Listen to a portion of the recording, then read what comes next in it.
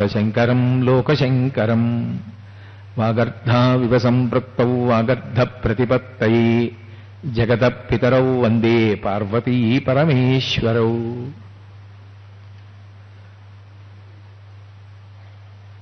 సూక్తిం సమగ్రయతున స్వయమేవ లక్ష్మీః శ్రీరంగరాజమహిషీ మధురైః కటాక్షైః వైదగ్ధ్యవర్ణగుణగుంభనగౌరవైర్యాం కండూలకర్ణకుహరాः కవయోధయంతి.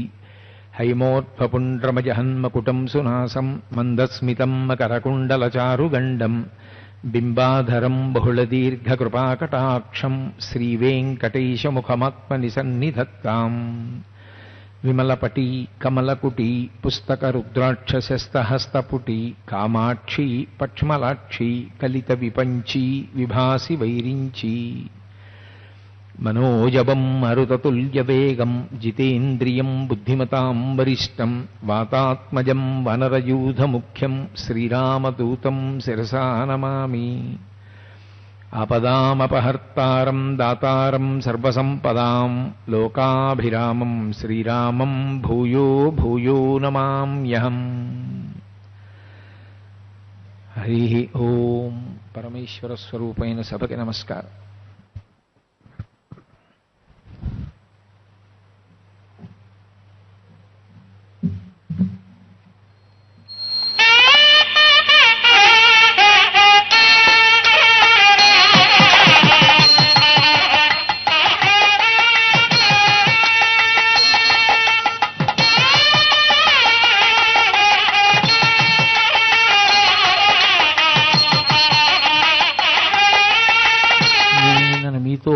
శంకర భగవత్పాదాచార్య కృతమైనటువంటి సుబ్రహ్మణ్య భుజంగ స్తోత్రం గురించి మాట్లాడుతూ ఉన్నాను.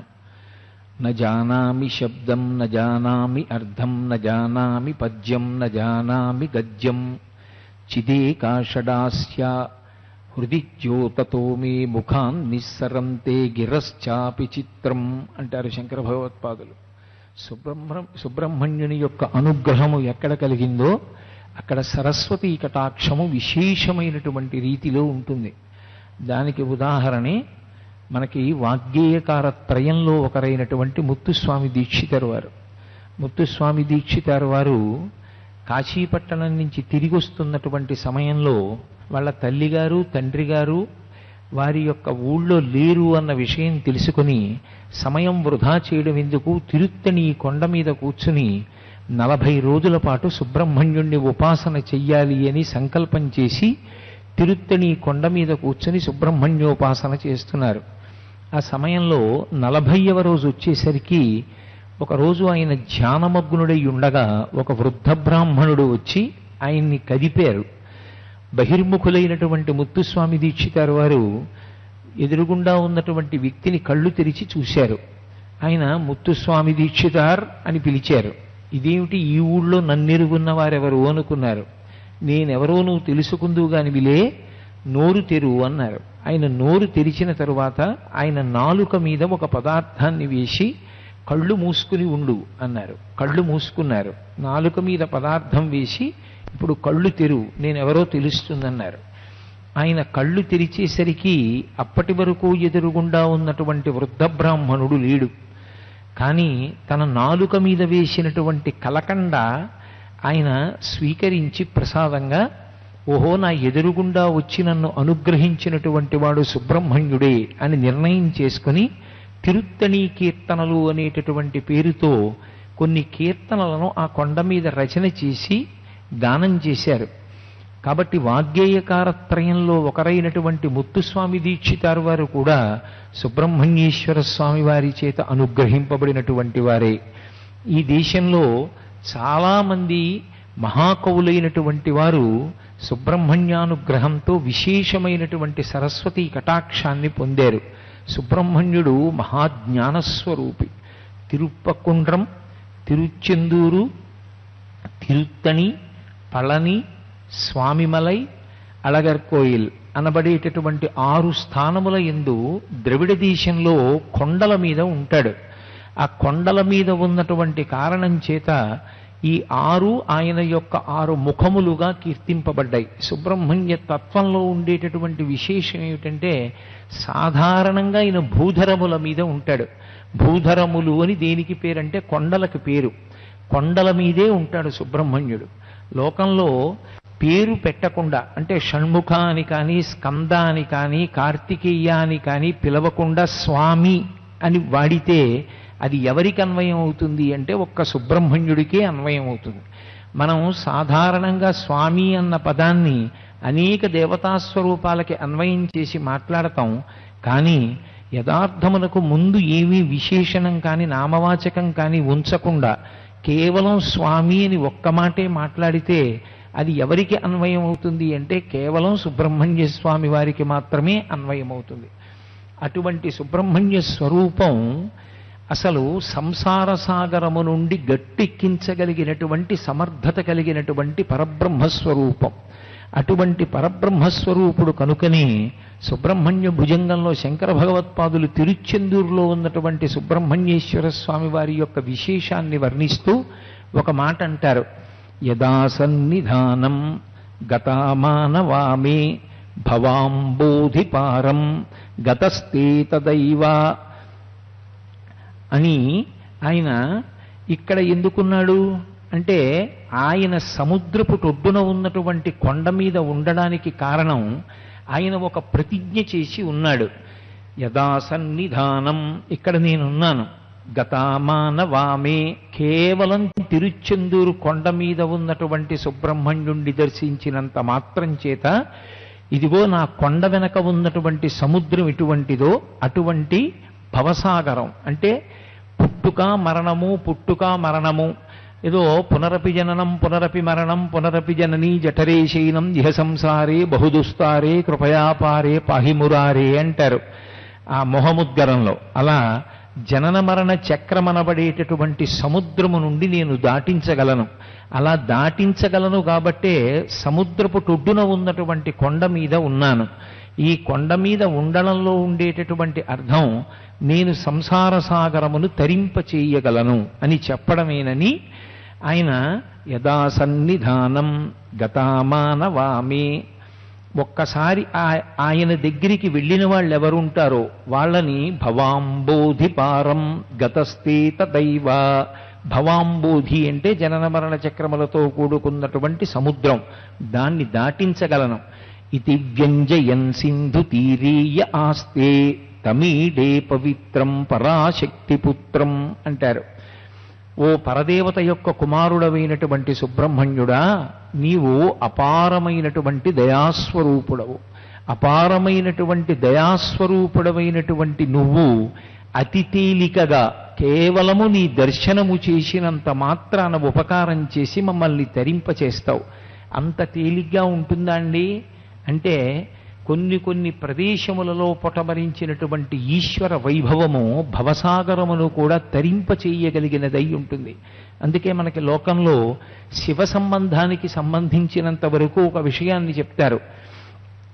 మనం దర్శనాదభ్ర సదసి జననాత్ కమలాలయే కాశ్యాంతు మరణాన్ముక్తి స్మరణాత్ అరుణాచలే. ఎవరైనా దర్శనాదభ్రసదసి చిదంబరం వెళ్ళి ఎలా దర్శనం చెయ్యాలో అలా దర్శనం చేస్తే అంటే చిదంబరంలో తెరవేసి ఉంటుంది. తెరవేసి ఉండి అందరూ వెళ్ళి దర్శనం చెయ్యాలి అని నిలబడగానే ఆ తెర తీస్తారు. తెర తీస్తే ఎదురుగుండా ఏముంటుందో గోడ మీద మారేడు దళాలతో కూడినటువంటి తోరణములు కట్టి ఉంటాయి. అందరూ జాగ్రత్తగా చూస్తూ ఉంటారు ఏది శివలింగం ఏది శివలింగం ఏదని తెరేసేస్తారు. కొంతమంది గొడుసుతనంతో ఏమంటారంటే అయ్యో మీకు కనపడలేదా శివలింగం ఉంది అక్కడ అంటారు. కాదు, అది ఆకాశలింగం, అదే చిదంబర రహస్యం. అంతటా వ్యాప్తి చెందినటువంటి పరమాత్మ తత్వం అక్కడ ఆవిష్కరింపబడినదని గుర్తించాలి. కాబట్టి దర్శనాదభ్రసదసి కేవలం చిదంబరంలో దర్శనాన్ని తత్వతః చేసినటువంటి వాడు మోక్షాన్ని పొందుతాడు. జననాత్ కమలాలయే కమలాలయమునందు అంటే కమలపురి అంటారు తిరువారూరు. సంగీతత్రయం ముగ్గురు అక్కడే పుట్టారు. ఎవరు అక్కడ పుడతారో వాళ్ళు మోక్షాన్ని పొందినట్టే. పుట్టడం మన చేతిలో ఉందా?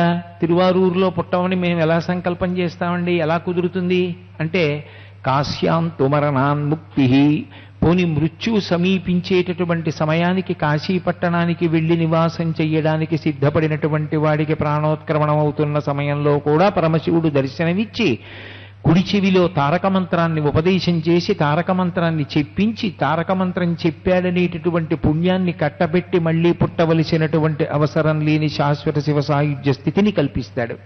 కాబట్టి కాశ్యాంతు మరణాన్ముక్తి స్మరణాత్ అరుణాచలే, అరుణాచల శివ అరుణాచల శివ అరుణాచల శివ అన్నోటితో అంటూ అరుణాచల క్షేత్రాన్ని కేవలం స్మరించినంత మాత్రం చేత మోక్షం కలుగుతుంది. కాబట్టి ఒక్కొక్క క్షేత్రమునందు ఈశ్వర విభూతి అంత విశేషంగా ఉంటుంది. శ్రీకాళహస్తిలో స్వామి పశ్చిమ దిక్కుకి తిరిగి ఉంటాడు. పశ్చిమం సూర్యాస్తమయానికి గుర్తు. జీవితం అంతమైపోయేటప్పుడు ఎవరు శ్రీకాళహస్తి వెళ్ళి దర్శనం చేసి ఉన్నారో వాయులింగం కనుక ఆఖరి ఊపిరిని భగవంతుని యొక్క నామంగా మార్చి నువ్వు భగవన్నామం చెప్పావు అన్న పుణ్యాన్ని కట్టబెట్టి మోక్షాన్ని కటాక్షిస్తాడు. అందుకే వాయులింగం. శ్రీకాళహస్తి అంత గొప్ప క్షేత్రం. శ్రీకాళహస్తి గురించి ఒక మాట చెప్తారు. 365 రోజుల పాటు, అంటే ఏదో నందననామ సంవత్సర చైత్ర శుక్ల పాడ్యమి లగాయతు, మళ్ళీ వచ్చే సంవత్సరంలో వచ్చేటటువంటి మొదటి తిథి వరకు పులిమేర దాటకుండా శ్రీకాళహస్తి క్షేత్రంలో వాసం చేసి ప్రతిరోజు వాయులింగాన్ని జ్ఞానప్రసూనాంబని ఎవరు దర్శనం చేస్తారో వాడు ఖాయంగా మోక్షానికి వెళ్ళిపోయినట్లే. ఒక్కొక్క క్షేత్రానికి ఒక్కొక్క మహాత్యం ఉంటుంది. అలా ఉంటుందా అండి అంటే ఉండి తీరుతుంది. ఒక్కొక్కసారి మనం భోజనం చేస్తాం. భోజనం చేయడానికి అవకాశం దొరకలేదనుకోండి, ఓ అరటిపండు తిని మజ్జిగ తాగుతాం. అరటిపండు తిని మజ్జిగ తాగితే భోజనానికి సరిపోతుందండి? సరిపోతుంది. ఎలా సరిపోతుందంటే అందులో ఎంత శక్తి ఉంటుందో ఇందులో అంత శక్తి ఉంటుంది. భోజనం చేసిన తృప్తి ఉండదేమో కానీ భోజనం చేస్తే కలిగేటటువంటి శక్తి కలుగుతుంది. పసిపిల్లలకి వృద్ధులకి కూడా సమీకృత ఆహారమై పాలు నిలబట్టల్లా అలా క్షేత్రముల యందు కూడా ఒక్కొక్క వైభవం ఉంటుంది. అంతటి వైభవోపేతమైనటువంటి క్షేత్రములలో ఒకటి తిరుచెందూరు. అందుకే శంకరాచార్యుల వారు అక్కడ ఉన్నటువంటి సుబ్రహ్మణ్యుడు లోకానికంతటికీ చెప్తూ ఉంటాట, ఇతి వ్యంజయన్ సింధు తీరేయ ఆస్తే. నేను సముద్రపుటొడ్డున ఎందుకున్నానో తెలుసా? జనన మరణ చక్రములలో కొట్టుమిట్టాడుతూ భవసాగరమునందున్నటువంటి మిమ్ములను నేను గట్టెక్కించగలను అని చెప్పడానికి అక్కడ ఉంటాట. ఇందాక నాతో తిరుమల తిరుపతి దేవస్థానం కార్యనిర్వహణాధికారి గారు మాట్లాడుతూ, కృష్ణమూర్తి గారు కూడా ఉన్నారు, ఒక విషయం చెప్పారు. ద్రవిడ దేశంలో సునామీ వచ్చినప్పుడు అన్నీ కొట్టుకుపోయాయి. తిరుచెందూరు కూడా సముద్రము చేత కప్పబడుతుందేమో అనుకున్నారట. కానీ ఒక్క తిరుచెందూరు దగ్గర మాత్రం 1 మైలు దూరం సముద్రం వెనక్కి వెళ్ళింది తప్ప ముందుకు రాలేదు. ఒక్కొక్క క్షేత్రము యొక్క వైభవం అలా ఉంటుంది. అందుకే భారతదేశం మొత్తం మీద ఎక్కడా లేదు. ఆ ఒక్క క్షేత్రంలోని భవత్పత్రభూతి విలోక్యక్షణాత్తారకారే ద్రవంతే అన్నారు శంకరులు. పిశాచములు రోగములు కూడా చేత్తో ఆకులో ఉన్నటువంటి విభూతిని పట్టుకున్నంత మాత్రమున పరిగెత్తి పారిపోతాయన్నారు. అంత శక్తివంతం. ఆకులో తప్ప ఇంకా దేంట్లోనూ ఇవ్వరక్కడ ప్రసాదం. అది కూడా అన్ని ఆకులు కాదు, ఒక్క పనీరు వృక్షము యొక్క ఆకు మాత్రమే వాడతారు. అటువంటి పత్ర విభూతి ఇవ్వబడేటటువంటి క్షేత్రం తిరుచెందూరు ఒక్కటే.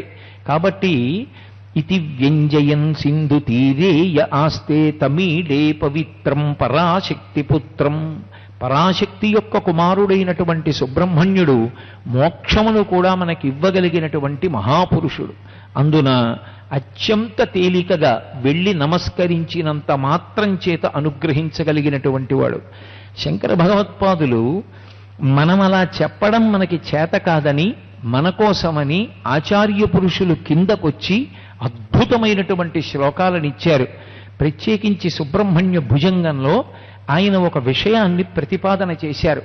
అశాంతితో కొట్టుమిట్టాడుతూ ఎప్పుడూ మనసు కదిలిపోతూ ఏదో తాపంతో మనసు రగిలిపోతున్నటువంటి వాళ్ళు దేని మీద ధ్యానం చెయ్యాలి అన్నదాన్ని పరోక్షంగా మనకు ఉపదేశం చేశారు. రణధ్వంసకే మంజులేత్యంత శోణే మనోహారి లావణ్య పీయూష పూర్ణే మనఃషట్పదో మే భవక్లేశతప్తః సదా మోదతాం స్కందతే పాదపద్మే అన్నారు. స్కందతే పాదపద్మే, సుబ్రహ్మణ్యేశ్వర స్వామి వారి యొక్క పాదములను ప్రతిరోజు ఒక్కసారి ధ్యానంలో చూసి నమస్కరించేటటువంటి అలవాటు ఎవరికి ఉంటుందో, ధ్యానమునందు చూసి, నా మాట బాగా గుర్తుపెట్టుకోవాలి, భవక్లేశతప్తః, క్లేశము వలన అంటే ఈతి బాధలు, సాంసారికము కానివ్వండి, ఆది భౌతిక ఆధ్యాత్మిక ఆదిదైవికములనేటటువంటి మూడిటిలో ఏ వర్గమునకు సంబంధించినటువంటి తాపము చేతనైనా మనసు ఉడికిపోతూ శాంతి లేని వాళ్ళు సుబ్రహ్మణ్యుని యొక్క పాదములను ధ్యానమునందు దర్శనము చేయవలెను. ఎలా ఉంటాయి ఆయన పాదాలు? శంకరాచార్యుల వారు మన కోసమని ఇచ్చినటువంటి శ్లోకం సుబ్రహ్మణ్య భుజంగంలో. ఇది తారక మంత్రం లాంటి శ్లోకం, అంత అద్భుతమైనటువంటి శ్లోకం. అందులో ఆయన అన్నారు, రణధ్వంసకే మంజులేత్యంత శోణి. శోణి అంటే ఎర్రగా ఉంటాయి. అమ్మ ఏ రంగులో ఉంటుందో బిడ్డడు ఆ రంగులోనే ఉంటాడు. అంత ఎర్రగా ఉండేటటువంటి స్వామి యొక్క పాదములకు రణధ్వంసకే మంజులే, ఆయన పాదములకు పెట్టబడినటువంటి మంజీరములకు మువ్వలుంటాయి. ఆయన నడిచి వెడుతుంటే, హంసలు నడిచి వెడుతున్నప్పుడు ఎటువంటి ధ్వనులు వస్తాయో అటువంటి ధ్వనులు వస్తాయిట. అందుకని రణధ్వంసకే మంజులేత్యంత శోణే మనోహారి లావణ్య పీయూష పూర్ణే.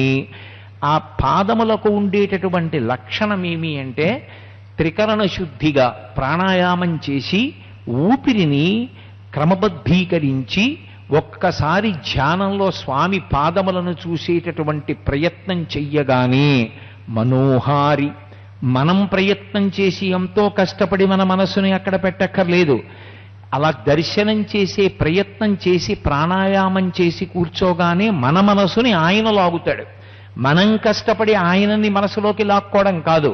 మనోహారి లావణ్య పీయూష పూర్ణే, సుబ్రహ్మణ్యుని విషయంలో చెప్పబడేటటువంటి అత్యద్భుతమైన విషయం అదే.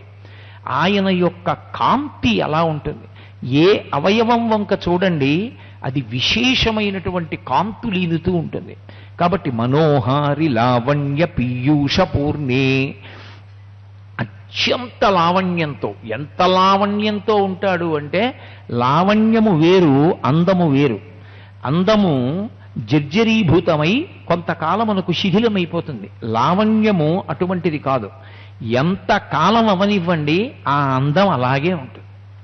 పుట్టినప్పుడు పాదములకు సుబ్రహ్మణ్యుడు ఎంత అందంతో పుట్టాడో అంత అందంగానూ ఉంటాయి ఆ పాదాలు. అంత మనోహరంగా, అంత ఎర్రగా, ఇలా నా చెయ్యేసి ముట్టుకుంటే కందిపోతుందేమో అన్నంత అందంగా ఉంటాయి. మనోహారి లావణ్య పీయూష పూర్ణే, అమృతంతో నిండినటువంటి పాదములు. కాబట్టి ఆ పాదములను స్పృశించిన వాడు, తల మీద ధరించినటువంటి వాడు, ధ్యానమునందు దర్శించినటువంటి వాడు ఇక మళ్ళీ పుట్టవలసినటువంటి అవసరం ఉండదు. మనోహారి లావణ్య పీయూష పూర్ణే మనఃషట్పదో మే భవక్లీశతప్తః సదా మోదతాం స్కందతే పాదపద్మే. మనసు షట్పదమై ఆయన యొక్క పాదములనిబడేటటువంటి పద్మముల యందు కూర్చోవాలని చెప్పారు శంకరులు. మనఃషట్పదో మే భవక్లేశతప్తః. మనసుకి ఒక గొప్ప లక్షణం, యాంత్రీకరణ చేస్తుంది. అది దానికున్నంత యాంత్రీకరించగలిగిన శక్తి ఈ లోకంలో ఇంకా దేనికి లేదు. అందుకే ఉపచారములను చాలా తొందరగా మారుస్తారు పూజలో. పూజలో ఉపచారములు అంత తొందరగా మార్చడానికి కారణం ఏమిటంటే, మనసుని ఈశ్వరుడి దగ్గర పెట్టించే ప్రయత్నం చేస్తారు ముందు. అందుకే పూజ నిజమునకు ఒక ఎల్కేజీ లాంటిది. ఆ తరువాత మనసు నిలబడడం వచ్చేస్తే మానస పూజ చేత, ధ్యానము చేత నిరంతరము ఈశ్వరుని పాదముల యందే ఉంటాడు. అందుకే చూడండి, ఉపచారములు ఎంత తొందరగా మారుస్తారంటే, ఏదో స్వామి అవాహయామి పిలుస్తారు, పాదపీఠం వేసి కూర్చోబెడతారు, పాదయోహో పాద్యం సమర్పయామి, పాదములకి నీళ్ళు ఇస్తారు, నేను మీ ఇంటికి వచ్చాను అనుకోండి, నా మీద మీకు గౌరవం ఉంటే మీరేం చేస్తారా? రండి రండి రండి రండి అంటారు కదా తలుపు తీసి. అన్న తర్వాత కూర్చోండి, కాళ్ళు కడుక్కోండి అని కాసిన చెంబుతో నీళ్ళు ఇస్తారు. కాళ్ళు కడుక్కున్నాక ఊరుకుంటారా అక్కడతో? ఓ వస్త్రం తెచ్చి ఉండండి ఉండండి, మీరు తుడుచుకోవడం కాదు మేము తుడుస్తామని తుడుస్తారు. కాళ్ళు కడగడం ఒకటి, కాళ్ళు తుడవడం ఒకటి కాదు. కాళ్ళు కడగడంలో అంతర్భాగం కాళ్ళు తుడవడం. పాదయోహో పాద్యం సమర్పయామి అంటే నా ఉద్దేశం తామలపాకుతో నీళ్లు చల్లమని కాదు. అందుకే పూజ చేసేటప్పుడు పూజ మధ్యలో ఎవడు మాట్లాడతాడో వాడికి అసలు పూజ యందు నిబద్ధత లేనివాడు అని గుర్తు. అసలు మాట్లాడవలసిన అవసరం ఎందుకు వస్తుంది? మౌనంతో నువ్వు అక్కడ ధ్యానం చెయ్యాలి. పాదయోహో పాద్యం సమర్పయామి. ఒకవేళ తమలపాకు లేదు కలశలో, ఎందుకు అరవాలి నువ్వు? నీ మనసుతో చెయ్యి ఉపచారం. నీ మనసుతో నీళ్లు తీసి ఈశ్వరుడి పాదముల మీద పోయి ఆ తడిసినటువంటి పాదాల్ని నీ ఉత్తరీయంతో తుడు. దానికి తమలపాకు పట్రా అని అరవలసిన అవసరం ఎక్కడుంది? భక్తి ఉంటే ఉపచారం చెయ్యడానికి ఉపకరణం ఉన్నదా లేదా అన్న మాటతో సంబంధం ఉండదు. అది లేదనుకోండి, అల్లరి ఎక్కువ, పూజ తక్కువ. మాట్లాడుతూనే ఉంటారు, పూజ చేసేది తక్కువ. పూజ దగ్గరికి వెళ్ళి ఉపన్యాసాలు ఎక్కువ. దాన్ని బట్టి తెలుసుకోవచ్చు అసలు మనసు పెట్టి పూజ చేస్తున్న వాళ్ళ కాదా అన్నది. కాబట్టి భవక్లేశతప్త, క్లేశముతో తప్తమైనటువంటి మనసు భగవంతుని పాదములు పట్టుకోదు. అది దాని లక్షణం. అది పూజని యాంత్రీకరిస్తుంది. పాదయోహో పాద్యం సమర్పయామి అని నోటిని అనమంటుంది.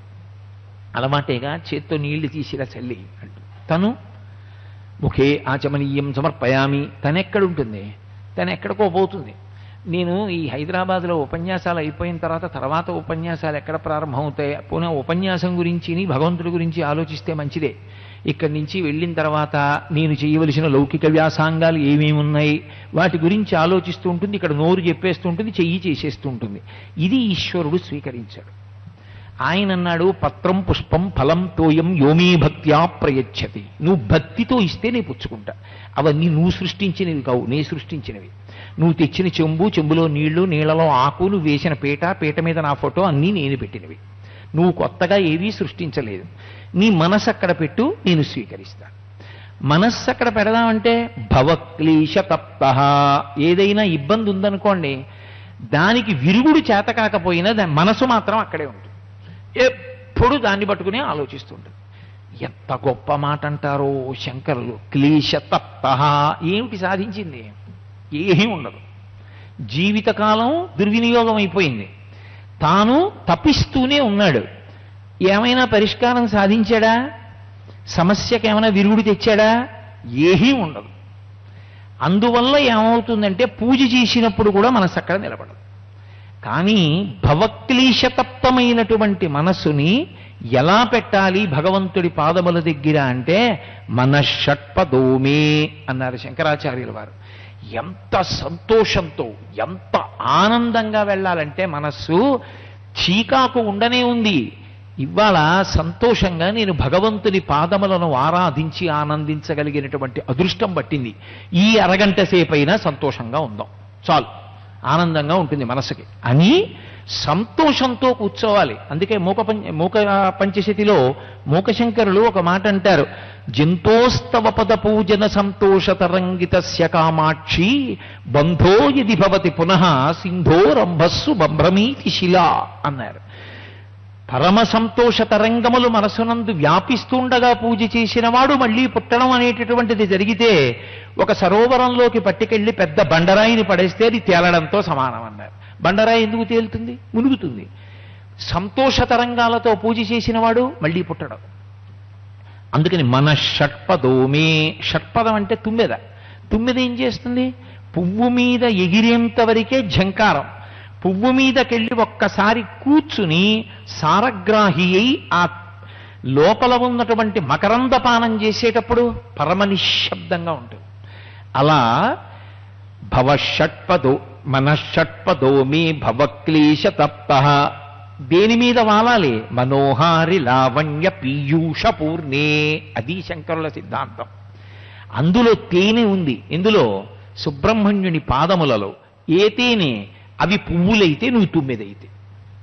నేను తుమ్మెదనై షట్పదాన్నై వాలాలి. ఎలా తుమ్మెదవుతాను నేను అంటే తుమ్మెదకి 6 కాళ్ళు ఉంటాయి, నాకు 6 కాళ్ళు ఏమిటి?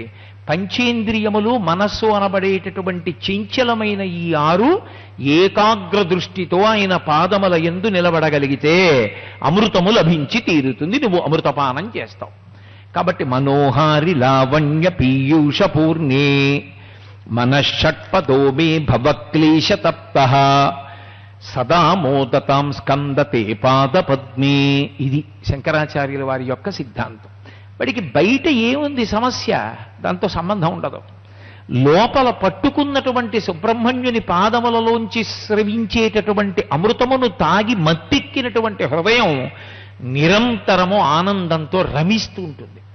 అలా ఉండగలిగినటువంటి లక్షణం ఎక్కడుంటుంది అంటే అదిగో అంత అద్భుతమైనటువంటి ఆ సుబ్రహ్మణ్యుని యొక్క పాద పద్మముల యందు మనసుని షట్పదము చేసి నిలబెట్టగలిగినటువంటి ప్రజ్ఞ ఎవని యందు అంకురిస్తుందో వాడు అమృతమును తాగుతూ ఉంటాడు. మీరు చూడండి, లోకంలో ఒక లక్షణం ఉంటుంది. చాలా బాధతో ఉన్నాడు, చాలా బాధతో ఉండగా అకస్మాత్తుగా ఓ పసిపిల్లాడు తెలియక వాళ్ళ అమ్మ బయటికి వెళ్ళిపోతోంది. బయటికి వెళ్ళిపోతూ పక్కనే ఉన్నాడు పసిపిల్లాడని తెలియక నేను బయటికి వెడితే వాడు వచ్చేస్తాడు, వాడికి తెలియకుండా ఒక్కసారి పైకి వెళ్ళి ఆరేసిన బట్టలు పట్టుకొచ్చేస్తాను, వాడు వచ్చేయకుండా చూడండి అని తలుపులు ఆగుతోంది. ఆ గదిలో కూర్చున్నావిడ చాలా కష్టంతో చాలా బాధతో ఉంది. పుండు పుట్టింది కాలు మీద, విపరీతమైన నొప్పితో ఉంది. ఇప్పుడు ఈ పిల్ల గబగబా వెళ్ళిపోయి పక్క నుంచి వాళ్ళ అమ్మ తలుపు వేసేస్తోందని తెలియక సన్నటి వేళ్ళు అందులో పెట్టి ఆ తలుపుని ఇట్నుంచి పట్టుకోబోతోంది. ఇప్పుడు వాళ్ళ అమ్మ తలుపు లాగేస్తే ఈ పిల్ల 4 వేళ్ళు తలుపులో నలిగిపోతాయి. ఇప్పుడు ఈ చూస్తున్నావిడ ఆ అని గట్టిగా అరిచింది. మీరు గమనించండి, ఆవిడ ఆ అని గట్టిగా అరుస్తూ ఆ తలుపు వెయ్యకుండా ఆపాలి. ఆ అరుస్తున్నప్పుడు ఆవిడికి తన కాలు నొప్పి గుర్తుందా? లేదు, మర్చిపోయింది. ఎందుకని? మనసు అంతకన్నా వేరొక విషయం మీద ఉద్విగ్నతతో నిలబడింది. అలా నిలబడితే ఇక్కడ బాధ తెలియలేదు. ఎవరు సుబ్రహ్మణ్యుని పాదములను షట్పదంలా పట్టుకోగలుగుతాడో వాడికి భవక్లేశ తప్తః లేదు. సదా మోదతాం స్కందతే పాదపద్మి.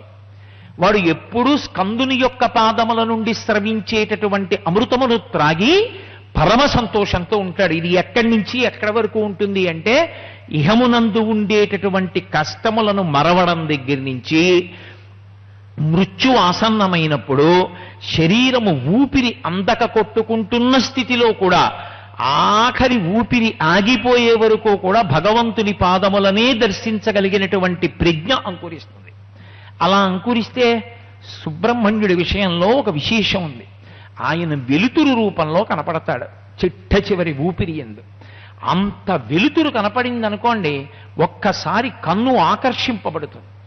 ఆ వెలుతురిని చూస్తూ ఆయన్ని చూస్తూ ఆయన పాదపద్మములను ధ్యానం చేస్తూ ఎవడు వదిలిపెట్టేశాడో శరీరాన్ని వాడు స్కందసాలోక్యతాం వ్రజేత్, సుబ్రహ్మణ్యలోకాన్ని పొందుతాడు. అలా పొందేటట్టు ఆయనే చెయ్యగలడు. కాబట్టి ఆయన పాదపద్మములకు నమస్కరించడం అనేటటువంటిది అంత గొప్ప విషయం. సుబ్రహ్మణ్య భుజంగంలో నేను ఎన్ని శ్లోకాలని చెప్పగలను. ఒక చోట అసలు ఆయన యొక్క వెలుతురు ఎలా ఉంటుంది ప్రతి అంగ ప్రత్యంగముల యందు అన్నదాన్ని శంకర భగవత్పాదులు వర్ణిస్తారు. సువర్ణాభ దివ్యాంబరైర్భాసమానాం వణత్కింకిణీ మేఖలాశోభమానాం లసభ్యేమ పట్టేన విద్యోతమానాం అని ఆయన యొక్క నడువుని వర్ణిస్తారు. కటిం భావయే స్కందతే దీప్యమానాం అంటారు. సుబ్రహ్మణ్యుని యొక్క నడువుని ధ్యానం చేయడం ఎలాగో చెప్పారు.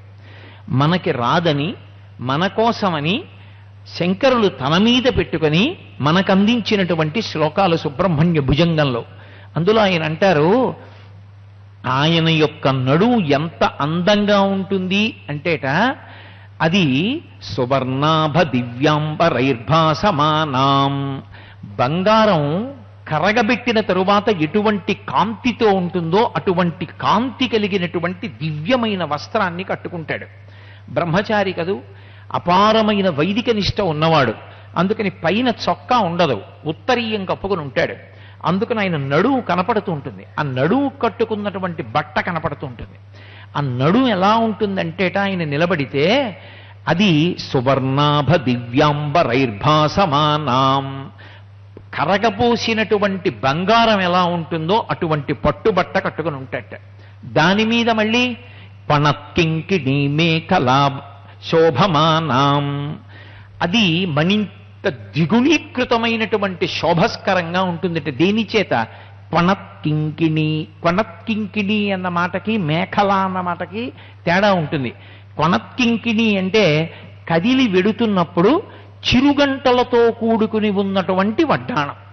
అసలు యథార్థానికి స్త్రీలు పెట్టుకోవలసినటువంటి వడ్డాణంగా నిర్ణయింపబడినది ఏది అంటే ఆ చిరుగంటలతో కూడుకున్నటువంటి వడ్డాణాన్ని పెట్టుకోవాలి అని. క్వణత్కాంచీదామాకరికలభ కుంభస్తననత పరిక్షీణా మధ్యే పరిణత శరచంద్రవదన అని శంకరాచార్యుల వారు సౌందర్యలహరిలో వర్ణిస్తారు. కామాక్షి పరదేవత కూడా చిరుగంటలతో కూడుకున్నటువంటి వడ్డాణం పెట్టుకుంటుందిట. ఆవిడ నడిచి వెడుతుంటే ఈ చిరుగంటలతో కూడుకున్న వడ్డాణం కదిలినటువంటి శబ్దాలు, ఆవిడ పాదములకు పెట్టుకున్నటువంటి మంజీరముల యొక్క శబ్దము, ఆవిడ యొక్క మంగళసూత్రములు ఇతర నగలతో ఒరుసుకున్నటువంటి ధనులు, ఆవిడ గాజుల చప్పుడు, ఆవిడ తాంబూలపు సువాసన, ఆవిడ కబరీబంధంలోంచి వచ్చేటటువంటి సువాసనల చేత మరాళి మందగమన, ఆ తల్లి నడుస్తూ ఉండడాన్ని ధ్యానం చేసినటువంటి మహాభక్తులు ఆ ధ్యాన నిష్ట యందు అమ్మవారి యొక్క రూపాన్ని ధ్యానం చేయడంతో పాటు పక్కవాడి యొక్క నాసాపుటానికి తగలనటువంటి సువాసనలను తాను పీలుస్తూ ఆనందం అనుభవిస్తూ ఉంటాడు. అది ఎవడు ధ్యానం చేస్తాడో వాడికి వినపడుతుంది. అందుకే సువర్ణాభ దివ్యాంబరైర్భాసమానాం క్వణత్కింకిణీ మేఖలా శోభమానాం. క్వణత్ అంటే చప్పుడు చేసేటటువంటి చిన్ని చిన్ని గంటలు కట్టబడినటువంటి ఒక వడ్డాణం పెట్టుకుని ఉన్నాడు. పెట్టుకుని దాని మీద లసభ్యేమ పట్టేన విద్యోతమానాం. సాధారణంగా పురుషులు పంచె కట్టుకుంటే పైన ఏదో మొలతాడేసి గట్టిగా బిగించినట్టు కాకుండా పట్టమని కట్టుకుంటారు. అంటే ఓ అంచు కలిగినటువంటి ఒక వడ్డాణం లాంటిది పెట్టుకుంటారు. మీకు నేను బాగా వర్ణించకుండా తేలికగా మీకు అర్థమైపోవాలంటే నేను ఆయన అంటే నాకు చాలా గౌరవం, పరమ గౌరవంతో ఆయన్ని ఉదాహరణగా చెప్తున్నా. వెంకటాచలంలో శేషాద్రి గారు ఉంటారు. ఆయన ఈ ఊంజల్ సేవ చేస్తున్నప్పుడు అక్కడే నిలబడి ముందు నిలబడి ఊయలు ఊపుతూ ఉంటారు. ఊపుతున్నప్పుడు కట్టుకున్న పంచెకి కింద అంచు ఎలా ఉంటుందో పైన కూడా గుండ్రంగా అలాగే అంచున్న బట్టోటి బెల్ట్ పెట్టుకున్నట్టు పెట్టుకుని ఉంటారు. అది లసభ్యేమ పట్టేన విద్యోతమానాం అన్న మాటకు అర్థం. లసత్, శంకరులు వేసేటటువంటి మాటలు అలా ఉంటాయి. లసత్ అంటే మళ్ళీ ప్రకాశం. ఆయన పెట్టుకున్నటువంటి బంగారు పట్టి మెరిసిపోతూ ఉంటుందిట. ఒక్క నడుము దగ్గర చూస్తే ఎన్ని కాంతులు వస్తూ ఉంటాయంటే అసలే పరిపూర్ణంగా తల్లిని పోలాడు. కోటి మన్మధుల లావణ్యంతో ఉంటాడు. దాని మీద మంచి బంగారు రంగు పట్టుబట్ట కట్టుకొని ఉంటాడు. దాని మీద పణత్కింకిణీ మేఖలా శోభమానాం, చిరుగంటలతో కూడుకున్నటువంటి వడ్డాణం పెట్టుకుంటాడు. దాని కింద లసభ్యేమ పట్టేన విద్యోతమానాం, ద్యోతమానాం మళ్ళీ ప్రకాశం. లసత్ ప్రకాశం. ఆయన పెట్టుకునేటటువంటి బంగారు పట్టి అంత అందంగా కాంతులీలుతూ ఉంటుందిట. లసభ్యేమ పట్టేన విద్యోతమానాం కటిం భావయే స్కందతే దీప్యమానాం. అటువంటి సుబ్రహ్మణ్యుని యొక్క నడువుని నేను ధ్యానించుతున్నాను అంటే ఇలా ఒక్క సుబ్రహ్మణ్య భుజంగంలో ఉన్నటువంటి శ్లోకాల గురించి మాట్లాడవలసి వస్తే మహానుభావుడు ఎంత గొప్పగా ఉంటాడో, ఆయన ఎన్ని రకాలుగా అనుగ్రహించగలడో శంకర భగవత్పాదులు విశేషమైనటువంటి రీతిలో వర్ణన చేశారు. అంతటి దక్షత కలిగినటువంటి సుబ్రహ్మణ్యుడు, అంతటి గంభీరంగా నిలబడగలిగినటువంటి మూర్తి ఏమీ తెలియని వాడిలా ఆడుకుంటూ ఒక బాలుడిలా కూడా నిలబడతాడు. చిత్రం ఏమిటంటే బిడ్డలకి ఆపద కలుగుతుందేమోనని భయం ఉన్నా, తీవ్రమైనటువంటి రుగ్మత వస్తుందేమో, శరీరాన్నే విడిచిపెట్టేస్తారేమోనని భయం ఉన్నా, బిడ్డలు పుట్టకపోయినా ఎవరిని దర్శనం చేస్తారు అంటే సోమస్కందుణ్ణి దర్శనం చేస్తారు. స ఉమా స్కంద ఆ స్వరూపం ఈ లోకంలో ఎందుకు అసలు ప్రకాశించింది అంటే, ఒకప్పుడు ఈ రాజ్యాన్ని పరిపాలించినటువంటి చోళరాజుకి స్వప్నంలో దర్శనమిచ్చాడు పరమశివుడు. నన్ను సోమస్కందుడిగా ఆరాధన చేయి, చేస్తే నీ రాజ్యం అంతా కూడా క్షేమంగా ఉంటుంది అన్నాడు. ఆయన యొక్క ఆజ్ఞ మేరకి ఆయన ఎలా సూచన చేశాడో అలా సోమస్కంద స్వరూపాన్ని సృజించారు. స ఉమా స్కంద, పరమశివుడు కూర్చుని ఎడం వైపు పార్వతీదేవి కూర్చుని ఉంటుంది. పరమశివుడికి పార్వతీదేవికి మధ్యలో ఆడుకుంటూ ఉంటాడు సుబ్రహ్మణ్యుడు. రెండు చేతులు ఎత్తి ఆడుకుంటుంటాడు. వెంకటాచలంలో ఆ విమానం మీద ఒక పక్కన తోక పైకెత్తినటువంటి హనుమ, పక్కన వెంకటేశ్వరుడు, ఆ వెంకటేశ్వరుడి పక్కన చేతిలెత్తి ఆడుకుంటున్నటువంటి చిన్ని కృష్ణుడు, ఆ పక్కన రెక్కలు విప్పినటువంటి గరుత్మంతుడు ఎలా ఉంటారో అలా సోమాస్కందమూర్తి యందు కూడా పార్వతీ పరమేశ్వరుల మధ్యలో రెండు చేతులు ఎత్తి ఆడుకుంటుంటాడు సుబ్రహ్మణ్యుడు. ఆడుకుంటున్న పిల్లాడు పడిపోకుండా తల్లిదండ్రులు ఎలా పట్టుకుంటారో పార్వతీదేవి అంత జాగ్రత్తగా పట్టుకుని ఉంటుంది. సుబ్రహ్మణ్యుడి వలననే అమ్మవారికి పేర్లు మారాయి లోకంలో. అరుణాచలంలో ఉన్నటువంటి అమ్మవారికి అపీతకుచాంబ అని పేరు. ఎందుచేత అంటే పరమశివుని యందు ఐక్యమై ఆయన పక్కన స్థానం కోసం అరుణగిరికి ప్రదక్షిణం చేస్తూ ఆవిడ సుబ్రహ్మణ్యుడికి పాలివ్వడం కూడా మానేసి గబగబా వచ్చేసింది పరమశివుడి కోసం. సుబ్రహ్మణ్యుడికి పాలివ్వడం మానేసి పసిపిల్లవాణ్ణి కిందకి దింపి నా యందు కలిసిపోవడానికి పరిగెత్తుకుని వచ్చావు కనుక ఇకపైన ఈ క్షేత్రంలో నీ పేరు అపితకుచాంబ అని పరమశివుడు నిర్ణయం చేశాడు. సుబ్రహ్మణ్య సంబంధంగా అమ్మవారికి నామాలు కూడా ఏర్పడ్డాయి. సోమాస్కంధ స్వరూపాన్ని దర్శనం చేస్తే చాలు, బిడ్డలు క్షేమం అని పెద్దలు చెప్తారు. అందుకే మనకు ఆ సోమస్కంధ స్వరూపం ఎక్కడుంటుంది అంటే, తిరుమలలో మనం కొండ మీద స్వామిని దర్శనం చేస్తాం. కింద తిరుపతిలో కపిలతీర్థం ఉంది. కపిలతీర్థంలో కపిలేశ్వరుణ్ణి దర్శనం చేసి కామాక్షి పరదేవతని దర్శనం చేశాక బయటికి వస్తే సుబ్రహ్మణ్యుడి యొక్క అద్భుతమైన దేవాలయం ఉంటుంది. ఆ సుబ్రహ్మణ్య దేవాలయం పక్కన అరుగులుంటాయి. ఆ అరుగుల మీద ఈ సోమాస్కంధ స్వరూపం నిలబెట్టబడి ఉంటుంది. అది పరమశివుడి యొక్క ఉత్సవమూర్తిగా సోమాస్కందమూర్తినే తీసుకుని వెడుతూ ఉంటారు. అసలు దేవాలయాలే సోమాస్కంద స్వరూపంగా ఏర్పడి ఉంటాయి. అటువంటప్పుడు ఏదైనా ఎత్తైన ప్రదేశంలో నిలబడి ఆ మూడు దేవాలయాల్ని అలా దర్శనం చేయడం కూడా సోమస్కంద స్వరూప దర్శనమే. అటువంటి అపురూపమైనటువంటి దర్శనం భారతదేశం మొత్తం మీద ఒక్క కాంచీపురంలోనే ఉంది. కాంచీపురంలో ఏకాంబరేశ్వరుడికి కామాక్షికి మధ్యలో కుమారకోష్టం ఉంటుంది. కుమారకోష్టం సుబ్రహ్మణ్యుడు, అటు పరమేశ్వరుడు ఇటు పార్వతీదేవి, మధ్యలో సుబ్రహ్మణ్యుడు. కాబట్టి సోమాస్కంద, స ఉమాస్కంద, ఉమాదేవితో స్కందుడితో కలిసి ఉన్నటువంటి పరమాత్మ. అందుకే కాంచీపురంలో ఏదైనా ఎత్తైన ప్రదేశం నుంచి ఆ మూడు దేవాలయాల శిఖరాలు చూసినా సరే సోమాస్కంద స్వరూపాన్ని దర్శనం చేసేసినట్టే. అంత గొప్పగా ఉంటాడు అటువంటి మహానుభావుడు. బాలరూపస్థితం స్కందం, అప్పుడు గంభీరమూర్తిగా ఇలా శూలం పట్టుకుని నిలబడి ఉండడు, లేకపోతే ఏదో ఒక గోచీ పెట్టుకుని మహాజ్ఞానమూర్తిగా నిలబడి ఉండడు, లేకపోతే స్వామిమలైలో పరమశివుడికే ప్రణవార్థాన్ని చెప్పినటువంటి పరిపూర్ణమైన జ్ఞానిలా ఉండడు. బాలరూపస్థితం స్కందం, ఆడుకుంటున్న చిన్న పిల్లాడిలా ఉంటాడు. సోమస్కంధమూర్తిలో ఉన్నటువంటి విశేషం ఏమిటంటే త్రినేత్రం ద్విభుజాన్వితం, మూడు కన్నులతో ఉంటాడు. సాధారణంగా మూడు కన్నులు అని చెప్పినప్పుడు ఆ మూడు కన్నులు ఉండేటటువంటిది పరమశివుడికి, పార్వతీదేవికి, విఘ్నేశ్వరుడికి, ఆ ముగ్గురికి చెప్తారు మూడు కన్నులు. సుబ్రహ్మణ్యుడి విషయంలో తక్కువగా చెప్తారు. కానీ సోమాస్కంధ స్వరూపంలో మధ్యలో ఆడుకుంటున్న సుబ్రహ్మణ్యుడికి మూడో కన్ను కూడా ఉంటుంది. త్రినేత్రం ద్విభుజాన్వితం, రెండే భుజాలతో ఉంటాడు ఆడుకుంటూ. ఆ రెండు చేతులు ఎత్తి ఆడుకుంటుంటాడు. ఆడుకుంటున్నవాడు ఒక చేతిలో పెద్ద తామర పువ్వు ఒకటి పట్టుకుంటాడు. అందుకే తరలాబ్జధరం హస్తే సర్వభూషణభూషితం, అనేకమైనటువంటి ఆభరణాలు ఒంటి నిండా పెట్టుకుని చిన్నపిల్లలకి ఐశ్వర్యవంతులైన తల్లిదండ్రులు ఎలా అలంకారం చేసి ఒంటి నిండా నగలు పెడతారో అలా నగలు పెట్టుకున్నవాడై ఆడుకుంటూ ఉంటాడు. అలా ఆడుకుంటున్న సుబ్రహ్మణ్యుడితో కూడినటువంటి పార్వతీ పరమేశ్వరులను దర్శనం చేయడం చాలా విశేషమైన రీతిలో చెప్పబడింది.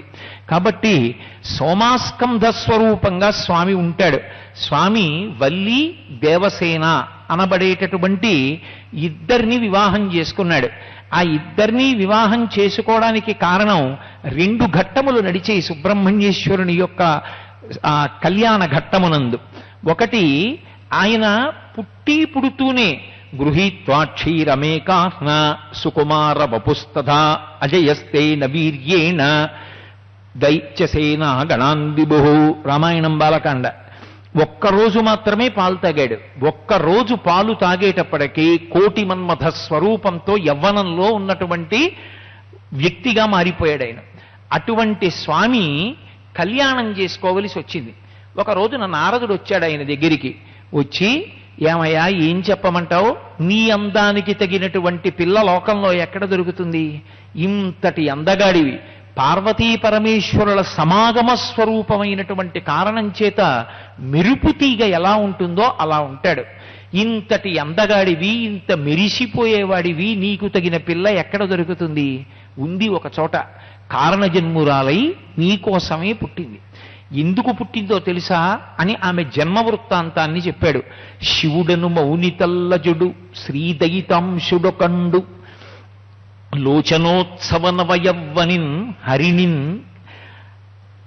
అత్యంత ప్రీతితోకని స్వీయపుం బ్రవిమల వీర్యమున్ విడువా దానిని చక్కగా గ్రహించి నవనల కోమలన్ ఒక బాలికన్ కని వనమును వీడి యథేచ్ఛయై చనియన్ అన్నారు.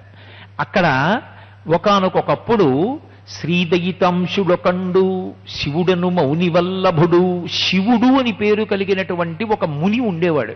ఆయన ఎవరు? శ్రీదయితాంశుడొకండు, లక్ష్మీదేవి యొక్క పరిపూర్ణమైనటువంటి అనుగ్రహాన్ని పొందినటువంటి వాడు. అందుకే సుబ్రహ్మణ్యుడి విషయంలో ఒక విచిత్రం ఉంది. ఆయన విష్ణువుకి మేనల్లుడు.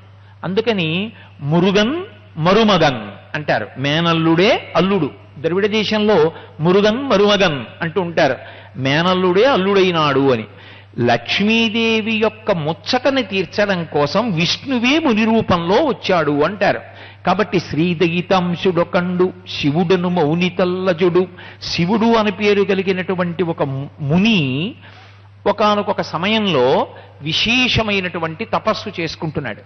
ఆ తపస్సు చేసుకుంటున్న వాడికి ఆశ్చర్యం ఏమిటంటే, లోచనోత్సవ నవయవ్వనిన్ హరిణిన్ చక్కక చూచి భ్రమించి, ఒక నవయవ్వనంలో ఉన్నటువంటి అందమైన లేడి పిల్ల లాంటి ఒక స్త్రీని చూశాడు. ఆమె ఎవరు చెప్పబడలేదు. ఎందుచేత?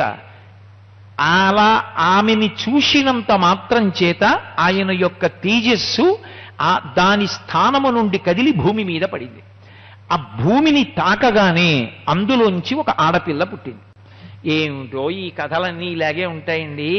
ఏమిటి ఈ పుట్టడం ఏమిటి, ఇంత కామాతురత ఏమిటి, ఈ కథలు ఏమిటి, సుబ్రహ్మణ్యుడి వివాహం చేసుకోవడం ఏమిటి, ఏమిటండి ఇది ఏదో భక్తితో వింటున్నామని మీరు మరీ ఇంత అన్యాయంగా చెప్పేస్తున్నారు. మీరు మాత్రం పాపం ఏం చేస్తారులేండి, పురాణంలో ఏముందో అదే కదా మీరు చెప్తారు అని అనుకోకండి. ఇందులో ఒక రహస్యం ఒకటి ఉంటుంది. ఇది శంకరాచార్యుల వారు సౌందర్యలహరిలో చెప్పారు ఈ రహస్యాన్ని. అమ్మవారి యందు ఒక లక్షణం ఉంటుంది. ఎప్పుడైనా ఎక్కడైనా చాలా విశేషమైనటువంటి ప్రజ్ఞ కలిగినటువంటి ఒక మహాపురుషుడు కానీ ఒక స్త్రీ కానీ ఉద్భవించాలి అని అమ్మవారు సంకల్పం చేసిందనుకోండి. హరిస్వామారాధ్య ప్రణత జన సౌభాగ్య జననీం పురాణారీ భూత్వా పురరపిమపి క్షోభమనయత్ స్మరోపిత్వా నత్వా రతినయన లేహ్యేన వపుషా మునీనామప్యంతః అని శంకరుడు సౌందర్యలహరి చేస్తూ, అమ్మా నీ యందు ఒక లక్షణం ఉంది. అది ఏమిటి అంటే, మన్మధుడికి గొప్ప శక్తినిచ్చేశావు నీ యొక్క కడగంటి చూపు చేత. ఇప్పుడు ఈ మన్మధుడు ఏం చేస్తున్నాడు? ఎంత గొప్ప ముని కానివ్వండి, ఎంత గొప్ప తపస్సు చేసిన వాడు కానివ్వండి, ఈయన బాణం కాని పడిందా ఆయన మనస్సు కదిలి ఆయన యొక్క తేజస్సు కింద పడిపోతుంది. అమ్మవారు అప్పుడప్పుడు ఏం చేస్తూ ఉంటుందంటే అట్లా మన్మధుణ్ణి బాణం వెయ్యమని ప్రోత్సహించి మహాతపస్విలైనటువంటి వారి మీద కూడా బాణప్రయోగం చేయిస్తుంది. అక్కడతో ఊరుకోలేదు ఆవిడ. పోనీ ఏదో మహాతపస్సు చేసుకునే వాళ్ళ మీద బాణప్రయోగం చేయిస్తే పోనీ అక్కడతో దాని విశేషం ఏదో కొంతవరకు చెప్పచ్చు. ఆవిడ ఊరుకోలా, తన భర్త పరమశివుడి మీద కూడా వేయించింది అలాంటి బాణాలు. ఒకానొకప్పుడు తనయందు ఆయన మక్కువ పొందడం కోసం కాదు, తనయందు ఆయన మక్కువ పొందడానికి ఆవిడ చేతిలోనే ఉన్నాయి చెరుకు విల్లు 5 పుష్పబాణాలు. రాజరాజేశ్వరి స్వరూపం, లలితాపరా భట్టారికా స్వరూపంలో అందుకే చెరుకు విల్లు 5 పుష్పబాణాలు పట్టుకుంటుంది. కాదు, ఆవిడ ఎందుకు మన్మధుడితో పరమశివుడి మీద బాణం వేయించిందంటే పురాణారీ భూత్వా పురరపిమపి క్షోభమనయత్ హరిస్వామారాధ్య ప్రణత జన సౌభాగ్య జననీం. ఆవిడ అన్నగారైనటువంటి శ్రీ మహావిష్ణువు వచ్చి అమ్మవారిని ఉపాసన చేస్తే ఎనలేని సౌందర్యం ఇచ్చేసింది. ఇచ్చేస్తే ఆయన మోహినీ స్వరూపాన్ని పొందాడు. అంత అందం ఎక్కడి నుంచి వచ్చిందంటే పరదేవతానుగ్రహంలో వచ్చి. ఇప్పుడు ఆయన ఏం చేశాడు, రాక్షసుల్ని భ్రమ పెట్టి అమృతం ఇవ్వడం మానేశాడు లోకక్షేమం కోసం. దేవతలకి అమృతం పంచిపెట్టాడు. ఆ మోహినీ స్వరూపం అందుకు పనికొచ్చింది. ఇప్పుడు ఆవిడేం చేసింది, తన అన్నగారు మోహినీ స్వరూపాన్ని పొందాడు, ఊరుకుందా? పరమశివుడి మీద మన్మధుడితో బాణం వేయించింది. అప్పుడు పరమశివుడు ఏం చేశాడు, ఎవడో వెళ్ళి చెప్పాడు, అయ్యా మీ బావగారు అచ్చు మీ ఆవిడలాగే ఉన్నాడండి మోహిని వేషంలో అన్నాడు. అలాగా, అయితే నేను ఒకసారి చూడవలసింది అన్నాడు. సరే వెళ్ళి చూడండి, అభ్యంతరం ఏముంది, బావగారు ఇల్లేగా. వైకుంఠానికి వెళ్ళారు. బావగారు ఏమిటి అచ్చు మా ఆవిడలా ఉన్నారట, ఒక్కసారి మళ్ళీ ఆ వేషం కడుదురు చూస్తానన్నారు. ఎందుకులేండి బావగారు ఇప్పుడు అవన్నీ, ఏదో అయిపోయింది, దేవదానవులకు అమృతాన్ని పంచిపెట్టడం కోసం కట్టాను ఆ వేషం, అయిపోయింది, దాని ప్రయోజనం వద్దు అన్నాడు విష్ణువు. కాదు ఒక్కసారి అలా కనపడండి. ఆయన మళ్ళీ మోహినీ స్వరూపంతో కనబడ్డారు. కనబడితే ఇంతటి పరమశివుడు అమ్మవారి ఆ కనపడినటువంటి మోహినీ స్వరూపం వెంట పరిగెత్తారు. పరిగెత్తి శివుని యొక్క వీర్యము స్ఖలనమైంది. విష్ణువు మోహినీ స్వరూపంతో అలా నిలబడిపోయారు. అమ్మా, మీ ఆయన యొక్క బ్రతుకు తీసుకొచ్చి వీధిలో పడేశావే మన్మధుడితో బాణం వేయించి. పురాణారీ భూత్వా పురరపిమపి క్షోభమనయత్ మునీనామప్యంతః. పోనీ ఊరుకున్నావా, మునుల మీద కూడా వేయిస్తుంటా వాళ్ళ మన్మధుడితో బాణం. ఈ శ్లోకం పైకి చదివారనుకోండి, ఇది ఎలా అర్థం అవుతుందంటే అమ్మవారు అప్పుడప్పుడు కొంచెం తెంపరితనంతో పనిచేస్తుంది అని మనకు అనిపిస్తుంది. అసలు అది అమ్మవారి వైభవాన్ని ఎలా ఆవిష్కరిస్తుంది కాదు. జాగ్రత్తగా పరిశీలనం చేస్తే సౌందర్యలహరి శ్లోకాన్ని అమ్మవారి యొక్క గొప్పతనం ఏమిటో అర్థమవుతుంది. ఆవిడ తన భర్త అయిన పరమశివుడి మీద మన్మధుణ్ణి బాణం వేయమని విష్ణువు వెంట పరిగెత్తేటట్టు చేసింది. దేని కొరకు, ఒకానొకప్పుడు మహిషి అనబడేటటువంటి రాక్షసి తపస్సు చేసి శివకేశవులకు కుమారుడు కలిగితే ఆయన చేతిలోనే చచ్చిపోతానంది. శివుడు కేశవుడు పురుషులు కదా, కొడుకెందుకు పుడతాడు, నేను చావననుకోదు.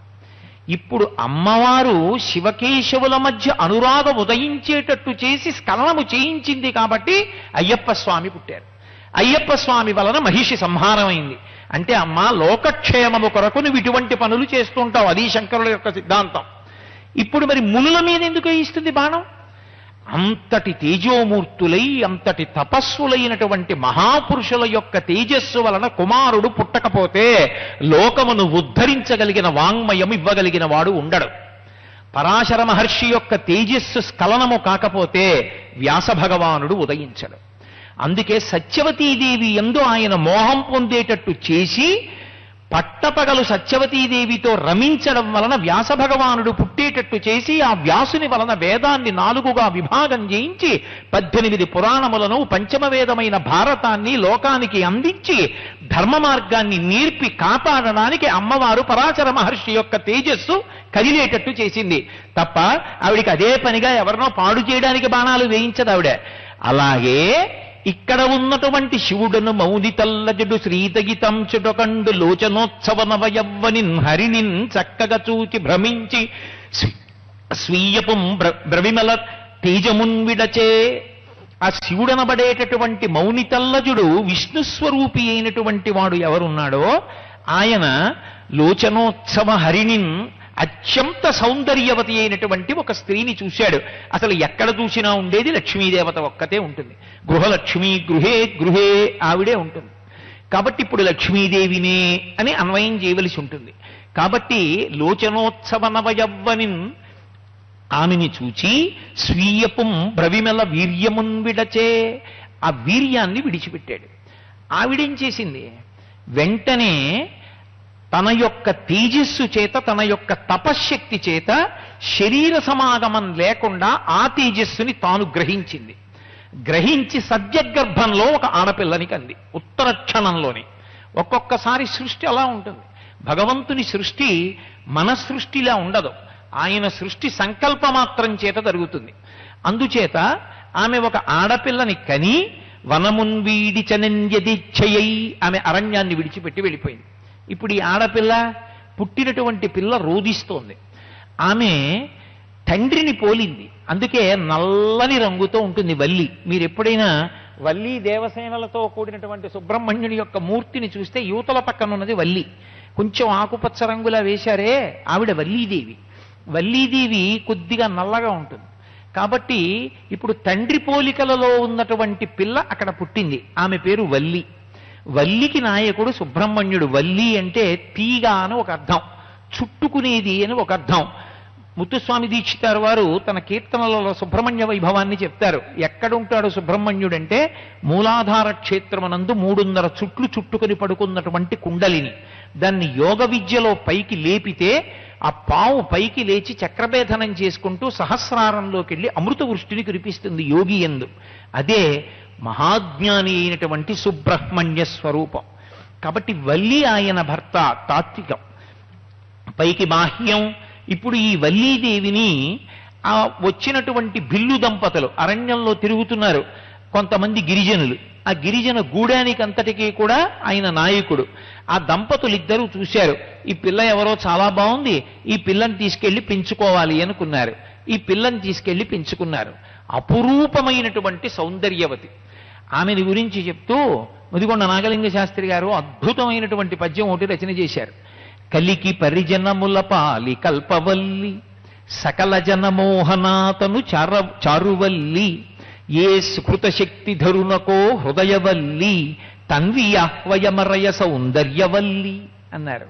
ఆ వల్లి ఎంత అందమైందంటేట, ఆమె సకల కలికి పరిజనముల పాలి కల్పవల్లి. అప్పటికీ ఇప్పటికీ అంతే. వల్లి కలికి, ఆమె లక్ష్మి. పరిజనముల పాలి కల్పవల్లి, వల్లీదేవిని నమ్ముకున్న వాడికి ఆవిడ కల్పవృక్షం లేదా కల్పవృక్షము వంటి తీగ. కాబట్టి కలికి పరిజనముల పాలి కల్పవల్లి సకల జనమోహన తను చారువల్లి. సమస్తమైనటువంటి జనులు కూడా ఆమె వంక చూస్తే నిశ్చేష్టులై ఉండిపోతారట, అంతటి అందగత్తె. సకల జనమోహన తను చారువల్లి ఏ సుకృత శక్తి ధరునకో హృదయవల్లి. ఏ సుకృత శక్తి ధరునకో అంటే శక్తి అనబడేటటువంటి శూలాన్ని చేతపట్టుకున్నవాడు. ఏమిటా శూలం? సాక్షాత్ పరదేవతయే తన శక్తినంతటినీ శూలంగా మార్చి సుబ్రహ్మణ్యుడి చేతిలో పెట్టింది. అందుకే ఆ ఆయుధానికి కూడా ప్రత్యేకమైనటువంటి పూజ ఉంది. ద్రవిడ దేశంలో ప్రత్యేకం శూలానికి పూజ చేస్తారు. ఆ శూలాలు గుచ్చుకుని కూడా ప్రత్యేకంగా దర్శనాలకు వెళ్ళేటటువంటి వాళ్ళు ఉంటారు. కాబట్టి ఏ సుకృత శక్తి ధరునకో హృదయవల్లి, ఏ సుకృతం వల్లో శక్తిధరుడైనటువంటి వాడున్నాడే ఆయనకి హృదయవల్లి. అందుకే సుబ్రహ్మణ్యుడికి కాబోయే భార్య అని దాని అర్థం. ఏ సుకృత శక్తి ధరునకో హృదయవల్లి తన్వి ఆహ్వయమరయ సౌందర్యవల్లి. ఆమె అంత తేజోవంతురాలైనటువంటి పిల్ల.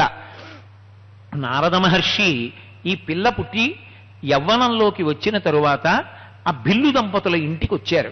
నారద మహర్షి వచ్చారని పరమ సంతోషపడిపోయినటువంటి ఆ బిల్లు దంపతులు నారదుడికి స్వాగతం చెప్పి అర్ఘ్యపాద్యాది సత్కారములను చేసి ఆయనకి కాసిన పాలు పళ్ళు ఇచ్చి కూర్చోపెట్టి, అయ్యా మీరు వచ్చారు, దానికి కారణం ఏమిటి అని అడిగారు.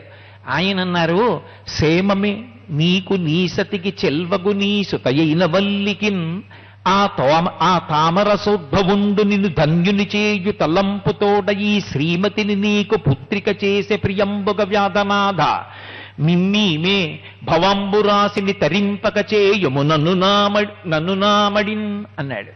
ఆయన అన్నాడు, ఏమయ్యా ఓ భిల్లుడా, ఓ గిరిజనుడా, నీకు తెలియదు, సేమమే నీకు నీ సతికి నీ చెల్వగు నీ సుతయైన వల్లికిన్ నువ్వు క్షేమమా, నీ భార్య క్షేమమా, నీ కూతురులా పెరుగుతున్నటువంటి వల్లీదేవి క్షేమమా? నీకొక పెద్ద రహస్యం చెప్పనా? నిన్ను అనుగ్రహించాలనుకున్నాడయ్యా. అందుకే కారణజన్మురాలై పుట్టినటువంటి పిల్లని బ్రహ్మగారు ఆ తామరసోద్భవుండు, ఆ తామర పువ్వులోంచి పుట్టినటువంటి బ్రహ్మగారు నిన్ను అనుగ్రహించడం కోసమని ప్రియంబును చేసే వ్యాధనాథ, ఓ వ్యాధుడా, బోయవాడా, నిన్ను అనుగ్రహించడానికి ఆ పిల్లని నీకు కూతురుగా తీసుకొచ్చి ఇచ్చారు. ఆ పిల్ల నీ దగ్గర పెరుగుతోంది. నేను ఒక మాట నిజం చెప్పనా నీతో? మిమ్మీమె భవంబురాసిని తరింపగ చేయును నమ్మునానుడిన్. ఈమె మా అమ్మాయి మా అమ్మాయి మా అమ్మాయి అనుకుని ప్రేమతో మీరు పెంచి ఆమెకి అన్నపానాదులిచ్చి స్నానం చేయించి వస్త్రములనిచ్చి భూషణములనిచ్చి ప్రేమతో పెంచి పెద్ద చేసినటువంటి కారణం చేత, ఏ కారణం చేత మీరు ఆమెని కేవలం పిల్ల మాకు దొరికింది అనుకుని పెంచి పెద్ద చేసినప్పటికీ సాక్షాత్తుగా కారణ జన్మురాలైనటువంటి అమ్మవారి స్వరూపమునందు భక్తిని నిలబెట్టుకున్నటువంటి కారణము చేత ఇక మళ్ళీ పుట్టవలసిన అవసరం లేనటువంటి మోక్షస్థితిని నిక్కంగా పొందుతారు. నమ్మవయ్యా నా మాటని అన్నాడు. తెల్లబోయాడు బోయేవాడు. అంత గొప్ప పిల్ల నా కూతురు, నాకు తెలియదే నారద మహర్షి. అయితే ఇప్పుడు నాకు ఒక బెంగ పట్టుకుంది. మరి అంతటి కారణజన్మురాలైతే నా కూతురికి ఎవరు భర్త అవుతారు? ఒక్కసారి నా పిల్ల జాతకం చూసి చెప్పండి అన్నారు. జాతకం చూడడానికి వాళ్ళు గిరిజనులు, వాళ్ళకి ఏం ప్రసవ సమయం తెలుసా? జాతకాన్ని గుడిస్తారా? అందుకే నా పిల్ల ఎడమ చేతిని తీసుకుని నారదుడు ఒక్కసారి హస్తరేఖలు చూశాడు. పాణీ పద్మదలాకారౌ పాదౌతే స్వస్తికాయుతౌ అంటారు భవిష్యోత్తర పురాణంలో. పద్మావతీదేవి యొక్క చేతిని చూసి నారదుడు అప్పుడు అదే చెప్తాడు. చూసి ఈమె కారణజన్మురాలయ, ఈమె పరమశివుని యొక్క కుమారుడైన సుబ్రహ్మణ్యేశ్వరునికి భార్యగా ఉండడానికే పుట్టింది. కాబట్టి సుబ్రహ్మణ్యుడికి ఇల్లాలవుతుంది. ఆమె సుబ్రహ్మణ్యుడికి ఇల్లాలైనటువంటి కారణం చేత మీరందరూ తరించిపోతారు అన్నాడు. ఆయనకి సుబ్రహ్మణ్యుడికి ఇల్లాలైతే ఈయనేమవుతాడు? సుబ్రహ్మణ్యుడికి మామగారు అవుతాడు. సుబ్రహ్మణ్యుడికి మామగారైతే పరమశివుడికి వియ్యంకుడు అవుతాడు. పరమశివుడికి వియ్యంకుడైతే పరమశివుడు అంతటి వాడు బావగారు అని పిలుస్తాడు. పార్వతీదేవి అంతటిది అన్నయ్య గారు అని పిలుస్తుంది. అప్పుడు మోక్షం రాకేమొస్తుంది? అదేం మామూలు అదృష్టమా? అందుకేనయా ఆ మాట అన్నాను, ఈమె సుబ్రహ్మణ్యుణ్ణి వివాహం ఆడుతుంది అన్నాడు. పరమ సంతోషాన్ని పొందేశాడు ఆ భిల్లుడు. సాగనంపాడు, వెళ్ళిపోయాడు నారద మహర్షి. ఈ పిల్లకి చెప్పారు, ఎంతో సంతోషించింది. ఒక రోజున ఉద్యానవనంలోకి వెళ్ళి ఆడుకుంటోంది. ఆడుకుంటుండగా నారద మహర్షి సుబ్రహ్మణ్యేశ్వరుడికి వెళ్ళి చెప్పాడు, నీ అందానికి తగిన పిల్ల ఎక్కడ దొరుకుతుందయా? కానీ దొరుకుతుంది. నీకోసమే పుట్టింది ఒక చోట. ఆమె కారణజన్మురాలు, అరణ్యంలో భిల్లు యువతిగా పెరుగుతోంది. వెళ్ళి ఒక్కసారి చూడు ఆ పిల్లని. నువ్వంటూ పెళ్లి చేసుకుంటే నీ పక్కన ఇల్లాలిగా కూర్చుంటే ఆ పిల్లే కూర్చోవాలి. అన్యులకి ఆ స్థానం భర్తీ చేసే అధికారం లేదు. వెళ్ళి ఓసారి ఆ పిల్లని చూడవయ్యా అన్నాడు. తప్పకుండా వెడతానని ఈయన కూడా ఒక భిల్లు రూపాన్ని పొంది వెళ్ళాడు. అందుకే సుబ్రహ్మణ్యుడి గురించి చెప్తూ పెద్దలు ఒక మాట చెప్తారు, శైవ వైష్ణవాలు రెండు వియ్యం అందడానికి కారణం సుబ్రహ్మణ్యుడే అంటారు. కారణమేమి? మరి శ్రీ మహావిష్ణువు లక్ష్మీ యొక్క కుమార్తె అవుతుంది కదు వల్లీదేవి. అయినప్పుడు వల్లీదేవిని సుబ్రహ్మణ్యుడు వివాహం చేసుకుంటే శైవం వైష్ణవం ఏమయ్యాయి? వియ్యం అందే. రెండింటి మధ్య ఏ భేదం లేకుండా చక్కగా పూజించగలిగినటువంటి అదృష్టం ఏర్పడుతోంది. అది సాధించిన వాడెవరు అంటే సుబ్రహ్మణ్యుడే అంటుంటారు పెద్దలు. అందుకే మురుగన్ మరుమగన్ అన్నాడు సుబ్రహ్మణ్యుడు అని ద్రవిడ దేశంలో ఇప్పటికీ చెప్పుకుంటూ ఉంటారు. అటువంటి స్వరూపంతో, ఆ భిల్లు రూపంతో సుబ్రహ్మణ్యుడు అరణ్యంలోకి వెళ్ళాడు. వెళ్ళి ఆ పిల్ల వంక చూశాడు. చూసి అనుకున్నాడు, అబ్బో నారదుడు చాలా తక్కువ చెప్పాడు, ఎంత అందంగా ఉంది ఈ పిల్ల అనుకున్నాడు. అనుకుని ఆ పిల్ల దగ్గరికి వెళ్ళి మాట్లాడి, భిల్లు రూపంలో ఉన్నాడు కదూ, ఓ పిల్ల నిన్ను నేను వివాహం చేసుకోవాలనుకుంటున్నానన్నాడు. ఆవిడంది, కన్యను తల్లిదండ్రులు కలరు భిల్లు దంపతులు నాకు, అదియుకాక తరుణ రాజభూషణ కుమారు ఆత్మవిభునిగా పూజించి అర్పణంబు చేసి హృదయంబు తనకు అందావిడ. అయ్యయ్యో అలా మాట్లాడచ్చయా? నువ్వు ఎంత ఒక బిల్లు కుమారుడవైనా నన్ను వివాహం చేసుకోవాలని అనుకున్నా నా తల్లిదండ్రులు ఉన్నారు, వాళ్ళని సంప్రదించాలి. కానీ వాళ్ళని సంప్రదించడం మానేసి కన్యపిల్లని నా దగ్గరికి వచ్చి నిన్ను పెళ్లి చేసుకుంటానని స్వతంత్రంగా మాట్లాడతావా? ధర్మవిరుద్ధం కదూ. నా తల్లిదండ్రులతో మాట్లాడాలి. ఆ మాట నాతో మాట్లాడతామే. బిల్లు దంపతులు కలరు, నాకు తల్లిదండ్రులు బిల్లు దంపతులు ఉన్నారు, వాళ్ళని అడుగు. అది కూడా నీకు నేను ఒక విషయం చెప్పవలసి ఉంటుంది. మా నాన్నగారిని అమ్మగారిని అడిగినా కూడా నేను నిన్ను పెళ్లి చేసుకోవడం కుదరదు. ఎందుకో తెలుసా? తరుణరాజభూషణు కుమారు ఆత్మవిభునిగా మదినీయించి అర్పణంబు చేసి హృదయంబు తనకు తరుణరాజభూషణు కుమారు అంది. తరుణరాజభూషణుడంటే శుక్లపక్షంలో వచ్చేటటువంటి తదియనాటి చంద్రరేఖని తన కిరీటంలో ధరించేటటువంటి అలవాటు ఉన్నటువంటి పరమశివుని యొక్క కుమారుడైనటువంటి సుబ్రహ్మణ్యుడు నాకు భర్త అవుతాడని నారద మహర్షి నా యొక్క ఎడమ చేతిని చూచి చెప్పిన కారణం చేత సుబ్రహ్మణ్యుడే నాకు భర్త అని మనసులో నిశ్చయం చేసుకుని నా హృదయాన్ని ఆయనకి ఏనాడో అర్పించాను. ఇప్పుడు నిన్నెలా నేను వివాహం చేసుకుంటాను? కాబట్టి కుదరదు, నేను సుబ్రహ్మణ్యుణ్ణే వివాహం చేసుకుంటాను అని అనగానే ఆయన చాలా సంతోషించి ఒక్కసారి మెరుపుల పోగులంటి తన యొక్క సహజ స్వరూపాన్ని చూపించాడు. సుబ్రహ్మణ్యుడిగా నిలబడ్డాడు.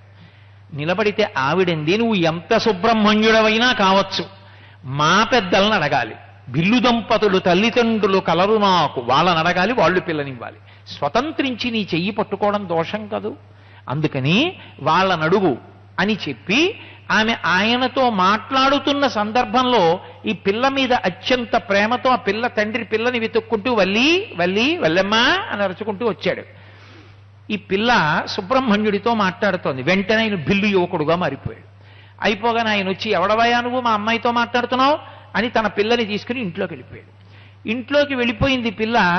కానీ సుబ్రహ్మణ్యుడు నాకు కనపడ్డాడు, నేను వివాహం చేసుకుంటానని అడిగాడు, అంతటి మహానుభావుడే వచ్చి అర్థిస్తే నేను ధర్మం చెప్పి ఆయన పాణిగ్రహణం చేయడం మానేశాను అని ఆవిడ మనసులో బెంగ పెట్టుకుని ఆవిడంది, అలుక చెందెనొక్కో ఆడిపోషెనొక్కో మనమున కోపగించెనొక్కో నమ్మకంబు భాషెనొక్కో తిరిగి పయనమై హరుగిరికేగెనుక్కో కాంతుడు ఏమి చేతు అని బాధపడింది. ఆవిడంది, అలుక చెందెనొక్కో, నేను పిలిచి పెళ్లి చేసుకుంటానంటే ఒప్పుకోలేదని మనసులో అలుకొచ్చిందో. ఆడిపోషెనొక్కో, ఇంతోటి గిరిజన యువతి ఇంతోటి బిల్లు యువతి పెళ్లి చేసుకుంటానని నేను వస్తే మా నాన్ననడుగు మా అమ్మనడుగు అని ఇన్ని ధర్మపన్నాలు చెప్పింది. పరమశివుని కుమారుడైనటువంటి నాకు అడ్డా తలుచుకుంటే ఏమిటో ఇలాంటి పిల్లని నేనెందుకు చేసుకోవాలని ఆడిపోషెనొక్కో, నన్ను తిట్టాడేమో. చూడండి, ఆడిపోసేసుకున్నారంటారు. ఎంత గొప్పగా తెలుగులోకి తీసుకొచ్చారు. ఆడిపోషెనొక్కో, అదే పనిగా నన్ను నిందించి బాధపడ్డాడు. నమ్మకంబు భాషెనుక్కో, నా మీద నమ్మకం పోయిందో, ఈ పిల్లని ఎక్కడ పెళ్లి చేసుకుంటాం, ఇదన్నీ ఇలాగే వంకర మాటలు ఏవో మాట్లాడుతూ ఉంటుంది, దీంతో పెళ్లి మనకెక్కడవుతుందిలే, ఆవిడది ఒక సంస్కారం మనదొక సంస్కారం, పుత్తే విషయం కాదు అనుకున్నాడు. కాబట్టి నమ్మకంబు భాషెనుక్కో తిరిగి పయనమై హరుగరికేగెనుక్కో కాంతుడేమి చేతు, మళ్ళీ తిరిగి ప్రయాణమై కైలాస పర్వతానికి వెళ్ళిపోయాడేమో. కాబట్టి ఇప్పుడు నేనేం చేస్తాను అని ఆమె విశేషమైనటువంటి విరహతాపాన్ని పొంది ఒళ్ళు వేడికి జ్వరంతో బాధపడుతుంటే, ఇతపూర్వం ఆమె సుబ్రహ్మణ్యుడితో మాట్లాడుతున్నప్పుడు చూసినటువంటి చిలికెత్తే ఆమె దగ్గరికి వెళ్ళి ఓ మాట అంది, ఓ చెక్కెర బొమ్మ ఏలయిటు జాలిమునుంగగా. ఎంత గొప్ప తెలుగు మాటలు వేశారు. నా చిన్నతనంలో ఎవరితోనైనా మాట్లాడవలసి వస్తే పెద్దవాళ్ళు ఇంటికి ఏ మేనకోడలో లేకపోతే బావగారి కూతురు వస్తే, ఓ చక్కెర బొమ్మ ఇలారా అంటుండేవారు. పంచదార బొమ్మ అంతే అని అర్థం. అదే మాట వేశారు. ఎంత ప్రీతో మనసులో ఉంటే పిలిచినట్టు. ఓ చక్కెర బొమ్మ ఏలయిటు జాలిమునుంగగా, నేను పోయి ఆ చక్కని వాని నిచ్చటికి చక్కగా తెత్తును, అట్లు కానిచో అచ్చట జాడ నిరింగి నిన్నచ్చటికే కొనిపోదు, నేడు నీ ముచ్చట తీత్తునిట్లయినా నమ్మరో ఉమ్మలికమ్ము బాయుమా అందాడు. ఉమ్మలికంబు బాయుమా, బాధని పక్కన పెట్టేయమ్మా, ఎందుకంత బెంగ పెట్టుకుంటావు? ఓ చెక్కెర బొమ్మ, నువ్వు బంగారం బొమ్మ లాంటిదనివి. జాలిమునుంగగా నువ్విలా బాధలో మునిగిపోతే అసలే అందగత్తెవి. ఆ అందానికి తోడు ఇప్పుడు నువ్వు బాధ పెట్టుకుని కళ్ళమ్మ నీళ్లు కారుస్తుంటే బుగ్గల వరకు ఎంత ఎరుపెక్కిపోయిందో తెలుసా? కాబట్టి ఎందుకంత బాధపడతావు? ఆ చక్కని వాణ్ణి నిచ్చటికి చక్కగతిత్తును, నేను వెళ్ళి ఆ చక్కని వాణ్ణి ఇక్కడికి చక్కగా పట్టుకొస్తాను. ఏదో దెబ్బలాడి పట్టుకురావడం, బలవంతంగా తీసుకురావడం ఉండదు. చక్కగా బుజ్జగించి తీసుకొస్తాను. బిల్లులు మాట్లాడేటప్పుడు పెద్ద పెద్ద పదాలు వేసేటటువంటి అవకాశం ఉండదు. కవి కూడా అంత అందంగానూ మాటలు వేశారు. కాబట్టి నేను పోయి అచ్చటి జాడని రింగి, అసలు అక్కడ సుబ్రహ్మణ్యుడు ఏం చేస్తున్నాడు, ఎవరైనా వచ్చారా, మాట్లాడుతున్నాడా, కోపంతో ఉన్నాడా చూస్తాను. చూసి అతన్ని ఇక్కడికి తీసుకొస్తాను. ఆ చక్కని వాది నిచ్చటికి చక్కగతెత్తును, చక్కగా తీసుకొస్తా. నీ మీద ఏ కోపం లేకుండా చేసేస్తాను. సరేనా? కాబట్టి బెంగపెట్టుకోకు. చక్కగతెత్తును అట్లు కానిచో, ఒకవేళ అలా కాలేదనుకో, మూతి బిగించుకుని అలక చెంది కూర్చున్నాడు అనుకో, నిన్నచ్చటికే కొనిపోదు, నిన్న అక్కడికి తీసుకెడతాను ఎక్కడున్నాడో కనిపెట్టి. సరేనా? నేడు నీ ముచ్చట తీర్తునిట్లయినా ఎల్లాగైనా నీకు ఆయన కనపడేటట్టు చేస్తాను ఇవాళ. మనస్సు శాంతేనా నీకు? ఇంకా దుఃఖం వదిలిపెట్టు. నమ్మరో నన్ను నమ్మమ్మా, ఉమ్మలికమ్ము బాయుమా, కోపాన్ని విడిచిపెట్టు, నేను సాధిస్తాను కదా కార్యం అంది. అనేటప్పటికీ ఎంతో సంతోషించి వల్లీదేవి ఈమెని పంపించింది. ఈమె వెళ్ళి సుబ్రహ్మణ్యేశ్వర స్వామి వారు అక్కడే అరణ్యంలో తిరుగుతున్నాడు మహానుభావుడు, వల్లీదేవిని పెళ్లి చేసుకోవడం కోసమని. ఆయన దగ్గరికి వెళ్ళి, అయ్యా మా చెలికెత్తె కూడా నిన్ను వివాహం చేసుకోవాలనే తాపత్రయపడుతోంది, కాబట్టి మా చెలికెత్తిని తీసుకొస్తాను వల్లీదేవిని, ఆమెతో కలిసి నువ్వు కొంతసేపు విహరించి మా చెలికెత్తిని తిరిగి మళ్ళీ ఆమె ఇంటికి పంపించేసే, ఆమె మనస్సు కుదుట పడుతుందని చెప్పింది. అని వల్లీదేవిని ఆ సుబ్రహ్మణ్యుడి దగ్గరికి తీసుకెళ్ళింది. వాళ్ళిద్దరూ సంతోషంగా మాట్లాడుకోవడానికి ఉద్యుక్తులవుతుండగా అక్కర్లేని భయం ఒకటి పొందింది వల్లీదేవి. అమ్మో, నా తండ్రి మర్యాద ఏమవుతుంది, ఇలా నేను వచ్చి అరణ్యాలలో అక్కర్లేకుండా ఆయనతో మాట్లాడుతూ వెడుతుంటే నన్ను కన్న తండ్రి, ఆమె కన్న తండ్రినే అనుకుంటోంది, ఆ తండ్రి గౌరవం ఏమవుతుంది అని ఆయనకి దూరంగా పారిపోతోంది. హిమసేన గెలిచిన వాడు అనుకున్నట్ట, అయ్యో వల్లి హృదయాన్ని మాత్రం గెలుచుకోలేకపోతున్నాను, ఎలాగైనా గెలుచుకోవాలి, విఘ్నం ఎలా పోతుందని అన్నగారు విఘ్నేశ్వరుణ్ణోసారి మనసులో తలుచుకుని నమస్కారం పెట్టేట. వెంటనే విఘ్నేశ్వరుడు ప్రచోదనం చేశాడు. వృద్ధ బ్రాహ్మణ రూపంలో మారిపోయి అటుపక్కకెళ్ళి నిలబడన్నాడు. వృద్ధ బ్రాహ్మణ రూపం ధరించి అటుపక్కకెళ్ళి నిలబడ్డాడు. వెంటనే విఘ్నేశ్వరుడు ఒక పెద్ద ఏనుగు రూపాన్ని ధరించి తరువుకుంటూ వల్లీదేవిని వెళ్ళాడు. అరణ్యంలో పెద్ద ఏనుగొచ్చింది, తొక్కేస్తుందేమో అని వల్లీదేవి పరిగెడుతుంటే వృద్ధ బ్రాహ్మణుడు కనబడ్డాడు. అమ్మయ్య, ఎవరో ఒకడు కనబడ్డాడు, ఈ బ్రాహ్మణుడు కాబట్టి మంత్రబలంతో రక్షించకపోతాడా అని తండ్రిలా ఉన్నాడు వృద్ధులని చెప్పి గబగబా భయంతో వెళ్ళి గట్టిగా కౌగిలించుకొని రక్షించండి రక్షించండి అని కళ్ళు మూసేసుకుంది. వెనకనున్న విఘ్నేశ్వరుడు అంతర్ధానం అయిపోయాడు. వృద్ధ బ్రాహ్మణ రూపంలో ఉన్నటువంటి సుబ్రహ్మణ్యుడు సహజ స్వరూపంతో ప్రకాశించాడు. ఎప్పుడైతే సుబ్రహ్మణ్యుడు వల్లీదేవి కలుసుకున్నారో వాళ్ళ మధ్య సహజమైనటువంటి అనురాగం అంకురించింది. ఆయన కొరకే ఆమె జన్మించింది కాబట్టి వాళ్ళిద్దరూ కూర్చుని ఏదో ముచ్చట్లు మాట్లాడుకుంటున్నారు. ఆ మాట్లాడుకుంటున్న సమయంలో ఎవడో చూసి వెళ్ళి చెప్పాడు ఆ భిలునాయకుడికి, మీ అమ్మాయి ఎవరో పరపురుషుడితో మాట్లాడుతోందని. వెంటనే శూలాలు, బల్లాలు, కత్తులు, కఠారులు అన్నీ పట్టుకుని వాళ్ళు వచ్చేశారు. వాళ్ళకి సుబ్రహ్మణ్యుడని తెలీదు, వచ్చేశారు. ఆయన భిల్లు రూపంలో ఉన్నాడు. ఇంత పెద్ద సైన్యం వచ్చేస్తే ఆయన దేవసేనాధిపతి, ఒక్క శూలం పోటుతో క్రౌంచ పర్వతాన్ని భేదించినవాడు. ఆయన వీళ్ళందరినీ కూడా సమ్మోహనాస్త్రం వేసి పడిపోయేటట్టుగా చేశాడు. వీళ్ళందరూ పడిపోయారు.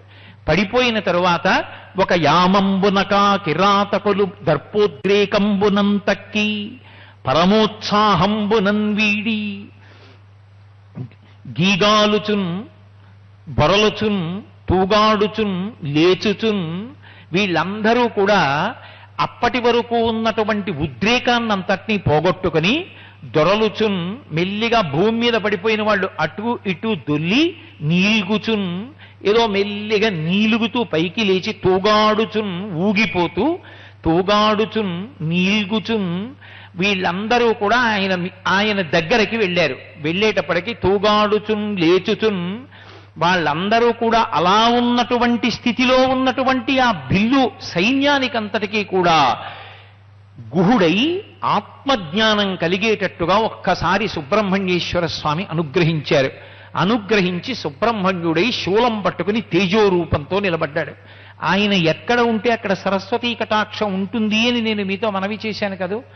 అందుచేత ఎప్పుడైతే వాళ్ళకి ఆత్మకి సంబంధించినటువంటి జ్ఞానము ఎరుకలోకి వచ్చి అనుభవంలోకి వచ్చిందో వాళ్ళు వెంటనే విశేషమైనటువంటి ఆనందాన్ని పొంది వచ్చినటువంటి వాడు మహానుభావుడు సుబ్రహ్మణ్యుడు, నారదుడు చెప్పాడురా మనకి అని చెప్పి వాళ్ళందరూ కూడా పరమ సంతోషంతో స్వచ్ఛందంగా వల్లీదేవిని సుబ్రహ్మణ్యుడికిచ్చి వివాహం చేశారు. అప్పుడు వల్లీ సుబ్రహ్మణ్యుల యొక్క వివాహం జరుగుతుండగా పార్వతీ పరమేశ్వరులు దేవగణాలు అందరూ వచ్చి ఎంతో సంతోషించారు.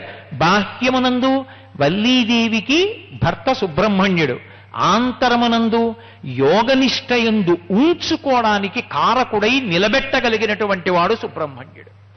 అందుకే విమల జ్ఞాన వీచికలను అందించి ఆయన విమల జ్ఞానాన్ని అందించగలడు.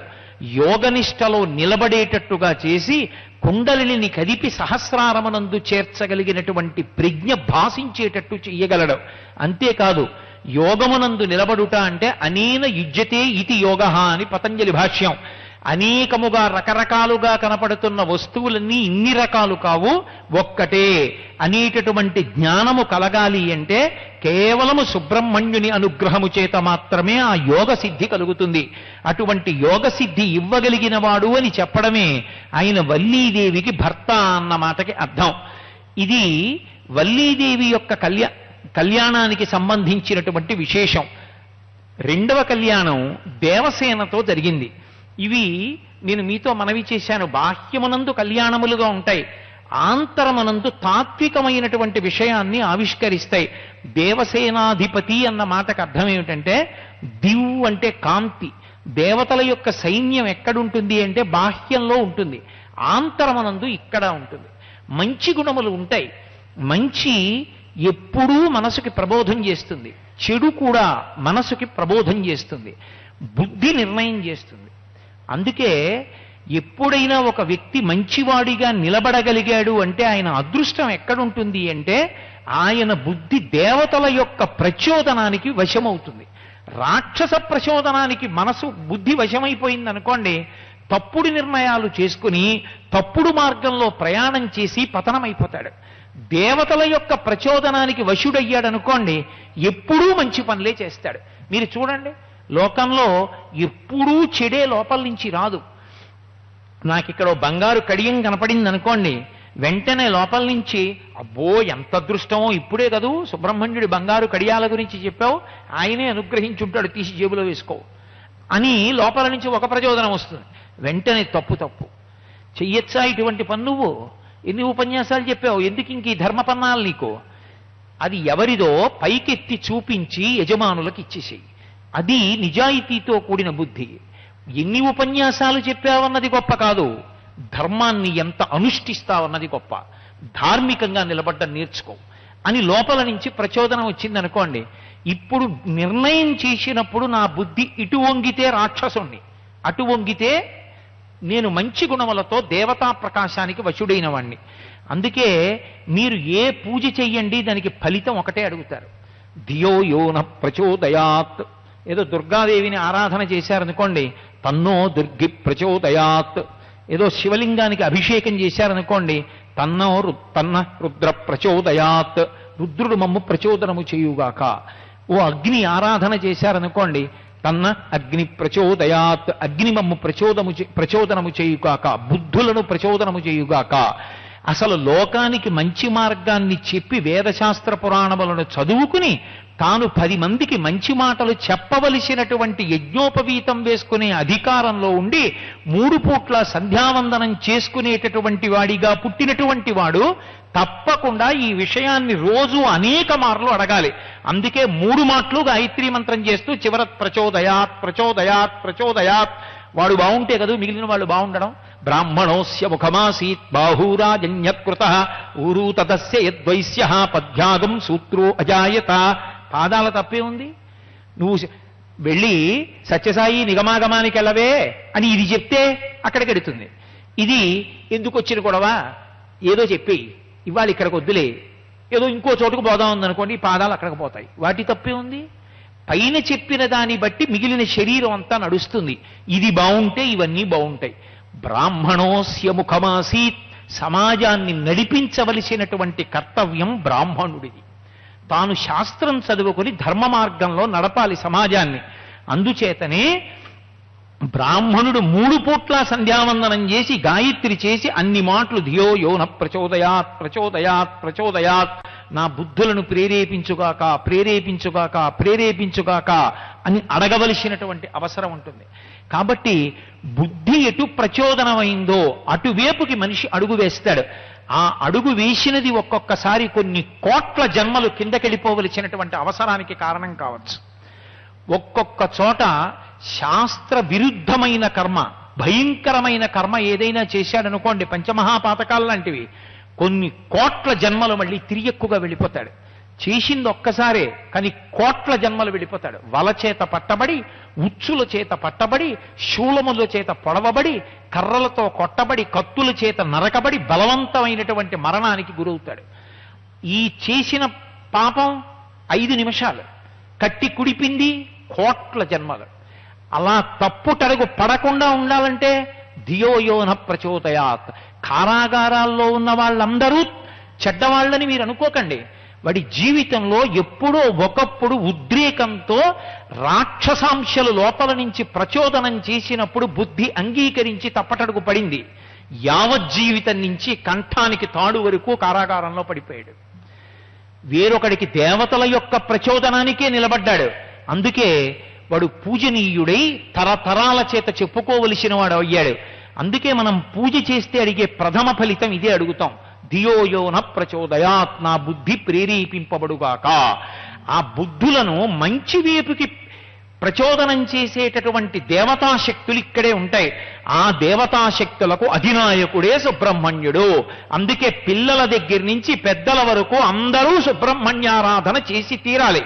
జీవితంలో మంచి వైపు ఊడ్చుకోవాలంటే, ప్రత్యేకించి ఇవాళ ఉన్నటువంటి సమాజ స్థితిలో పిల్లలకి సుబ్రహ్మణ్యారాధనము హనుమదారాధనము అత్యంత అవసరం. ఎందుచేత అంటే వాళ్ళు తప్పు మార్గంలోకి వెళ్ళిపోవడానికి ఎన్ని రకాలైనటువంటి సంబారాలు సిద్ధం చెయ్యొచ్చో అన్ని సంబారములు విరివిగా దొరుకుతున్నాయి. ఈ కంటితో పిల్లవాడు ఏది చూడకూడదో అది వీధుల నిండా పెట్టుంటాయి. పిల్లవాడు ఏది చదవకూడదో అవన్నీ దొరుకుతున్నాయి. పిల్లవాడు ఏది తినకూడదో అవన్నీ దొరుకుతున్నాయి. ఇన్ని దొరుకుతున్నా ఇంకా ఇంతమంది పిల్లలు అంత బాగా చదువుకుని అంత కర్తవ్యతానిష్టతో ఉన్నారంటే ఆ పిల్లలు ఎంత నిగ్రహ శక్తి గలవాళ్ళో, ఈ గడ్డకి ఎంత వైదిక సంస్కారం ఉందో, ఎంతమంది ఋషులు పుట్టడం వల్ల అలా ఉండగలుగుతున్నారో, లేకపోతే నేటి రాక్షసత్వానికి ఆ పిల్లల భవిష్యత్ ఏమైపోనో అనిపిస్తుంది. కాబట్టి సుబ్రహ్మణ్యారాధనము బుద్ధులను ప్రచోదనం చేసి దేవతల వైపు నడిపించి కాపాడుతుంది అని చెప్పడమే దేవసేనకి ఆధిపత్యం. యోగమునందు నిలబడడం, వల్లీదేవి యొక్క భర్తగా సుబ్రహ్మణ్యుణ్ణి సంకేతించడం. అందుకని ఒకప్పుడు దేవసేనకి భర్త అయ్యాడైన. ఎప్పుడు భర్త అయ్యాడు అంటే తారకాసురుడు, శూరపద్మాసురుడు, సింహవక్త్రుడు, భానుకోపుడు మొదలైనటువంటి రాక్షసులందరినీ సంహారం చేసిన తర్వాత వచ్చి కూర్చున్నాడు. దేవతలందరూ పరమ సంతోషంతో సభ తీర్చారు. సుబ్రహ్మణ్యుణ్ణి సత్కరించారు. దేవతల యొక్క సైన్యానికి సేనాధిపతిగా అభిషేకం చేశాడు ఇంద్రుడు. ఇంత చేసిన తరువాత దేవేంద్రుడు అంతఃపురంలోకి వెళ్ళి తన కుమార్తె యొక్క చెయ్యి పట్టుకుని బయటికి నడిపించి సభామంటపంలోకి తీసుకొచ్చాడు. తీసుకొచ్చిన తర్వాత సుబ్రహ్మణ్యుడు చూశాడు. ఈ రమణీయ తరంగిని మహేంద్రుడు తొట్టుకుని వచ్చే, దీని తీరారగా కన్నియగానిది కనగనయ్యడు, మదర్థమే తొట్టుకుని తెచ్చెనో, అట్లయినా మారునిగెల్తూ మానినచో నిక కార్యమిద్ది, ఏ రీతిని దీని నేనిక దేవినిగా గ్రహింపగల్గదన్ అనుకున్నాడు. ఆ పిల్లవంక చూసి, అబ్బా ఇంద్రుడి కూతురా, ఎంత అందంగా ఉంది, ఈ పిల్లని దేవేంద్రుడు తీసుకొచ్చాడు, దేవేంద్రుడి కూతురు, ఈ పిల్లకి ఎవరు భర్త అవుతారో, ఈ పిల్లకి ఇక్కడికి తీసుకొచ్చాడు అంటే నాకు సత్కారం జరుగుతున్నటువంటి సభలోకి అంత సంతోషంగా చెయ్యి పెట్టి తీసుకొచ్చి నా పక్కన నిలబెట్టి నా వంక చూస్తున్నాడంటే మదర్థమెదీని తొట్టుకుని తెచ్చనో, నాకీ పిల్లనివ్వడానికే తీసుకొచ్చాడేమో. అట్లయిన మారు నీకెళ్తూ, మానినచో నిక కార్యమెద్ది. ఒకవేళ ఈ పిల్లని తీసుకొచ్చినవాడు మా అమ్మాయి మీకు చూపిద్దామని తీసుకొచ్చాను, లోపలికి తీసుకెళ్ళిపోతే నేనేం చెయ్యాలి? ఏ రీతిని దీని నేనిక దేవినిగా కొనగా తలంచదన్. ఎలా ఈమెను నేను దేవినిగా చేసుకుంటానంటే నా భార్యగా చేసుకుంటాను అని ఆలోచిస్తున్నాడు. ఆలోచిస్తుండగా దేవేంద్రుడు వచ్చి పరమశివుడి దగ్గరికి పార్వతీదేవి దగ్గరికి వెళ్ళి నమస్కరించి, అమ్మా మీరు అనుగ్రహిస్తే మీ అబ్బాయికి నా పిల్లనిచ్చి వివాహం చేద్దాం అనుకుంటున్నానమ్మా అన్నాడు. ఇంత యోగ్యురాలు కొడుక్కి తగినటువంటి పిల్ల ఎక్కడ దొరుకుతుందని పరమ సంతోషాన్ని పొందినటువంటి పార్వతీ పరమేశ్వరులు తప్పకుండా నా కుమారుడికిచ్చి వివాహం చేయమన్నారు. ఇంతమంది దేవతల సమక్షంలో ఆ దేవసేన యొక్క చేతిని తీసుకొచ్చి సుబ్రహ్మణ్యుని యొక్క చేతిలో పెట్టారు. పార్వతీ పరమేశ్వరులు లోకమునకంతటికీ కూడా తల్లిదండ్రులైనా, అంత గొప్పవాళ్ళైనా వాళ్ళు కూడా పొంగిపోయారట. ఎప్పుడో తెలుసా? అసలు చాలా మంది లోకంలో అనుకుంటారు కూతురికి పెళ్ళైనప్పుడు తండ్రి సంతోషిస్తాడనుకుంటారు, కూతురికి పెళ్ళైనప్పుడు బాధపడతాడు, అయ్యో పిల్ల వెళ్ళిపోతోంది అని బెంగుంటుంది. అసలు నిజంగా తండ్రి సంతోషించేది ఎప్పుడో తెలుసా? కోడలు వచ్చినప్పుడు సంతోషిస్తాడు. ఎందుకని? ఆ కోడల్ని కొడుకు తీసుకొచ్చేస్తే కాదు, తను నిర్ణయం చేసిన కోడలుగా వస్తాయి. కాబట్టి పార్వతీ పరమేశ్వరుల గురించి, వైదిక సంస్కారం గురించి, ధర్మం గురించి ఓ మాట చెప్పారు.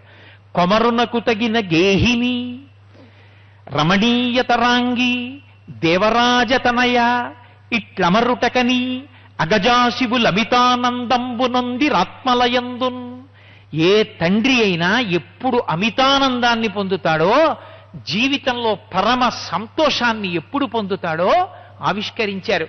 పార్వతీ పరమేశ్వరులంతటి వారికే ఆ సంతోషం ఉంటే, సామాన్యుడైనటువంటి వ్యక్తికి తను చెప్పిన పిల్లని కొడుకు చేసుకుని కోడలుగా ఇంటికి తీసుకొస్తే ఆ కోడలు ఎంతో సంతోషంగా మామయ్య గారండి అని పిలుస్తుంటే, నాన్నగారండి అని కూతురు పిలిచిన పిలుపు కన్నా ఎక్కడో పుట్టిన పిల్ల, అల్లారముద్దుగా పెరిగిన పిల్ల నా ఇంటికొచ్చి నా వంశాన్ని నిలబెట్టడానికి నా కొడుక్కి భార్య అయి నన్నింత ప్రేమగా మామయ్య గారండి అని పిలుస్తోందే అని పరవశించిపోతాట తండ్రి, కొడుకు యొక్క తండ్రి. అందుకే లోకంలో ఒక కోడలు ఏడవవలసిన రోజంటూ ఎప్పుడు ఉంటుంది అని అడిగారు. కోడలు ఏడవవలసిన రోజు ఒక్కటే ఉంది అని చెప్పారు, మామగారు వెళ్ళిపోయిన రోజున. ఎందుకంటే మామగారి లాంటి వ్యక్తి ఇక కోడలికి ఉండడు. అహరహము నా కోడలు క్షేమంగా ఉండాలి, నా కోడలు సంతోషంగా ఉండాలి అని మురిసిపోయే వ్యక్తి ఎవరైనా ఉంటే లోకంలో మామగారే అటువంటి వాడై ఉంటాడు అని. అందుకే పరమశివుడంతటి వాడు, పార్వతీదేవి కూడా కొమరునకు తగిన గేహిని, నా కొడుక్కి తగినటి ఇల్లాలు. ఆయన చాలా పెద్ద మనిషి, ఆయన ఎన్నో విషయాలు తెలుసున్నవాడు. అయినా కొడుకు కోడలు అలా వెళ్ళిపోతున్నారు అనుకోండి వాహనం మీద, చూసి మురిసిపోయి ఆనందపడిపోయి లోపలికి వెళ్ళిపోతాడు. ఏమిటి అంత బుద్ధిగా, అంత పేలవంగా ఆనందపడిపోవడమా అంత చిన్న కారణానికి? అంటే కుమరునకు తగిన గేహిని, నా కొడుక్కి తగిన కోడలు. అబ్బా, వాళ్ళిద్దరు అలా నడుస్తుంటే, వాళ్ళిద్దరు అలా వెడుతుంటే ఎంత ముచ్చటో అని పొంగిపోతాట తండ్రి కొడుకుని చూసుకుని. కొమరునకు తగిన గేహిని రమణీయ తరాంగి, నా కొడుకు ఎంత అందగాడో అంత అందగత్తే నా కోడలు. అందుకని రమణీయ తరాంగి దేవరాజతనయ. ఎక్కడ దేవేంద్రుడి యొక్క కూతురు, అన్ని భోగాలు అనుభవించిన పిల్ల ఇవాళ నా కొడుకుని చేసుకుని నా ఇంటికి కోడలుగా వచ్చి మామయ్య గారండి కాళ్ళు పట్టనా అని అడుగుతోంది. ఏమి పిల్ల, ఏమి సంస్కారం, ఏమి నా కోడలు అని పరవశించిపోతాట మామగారు.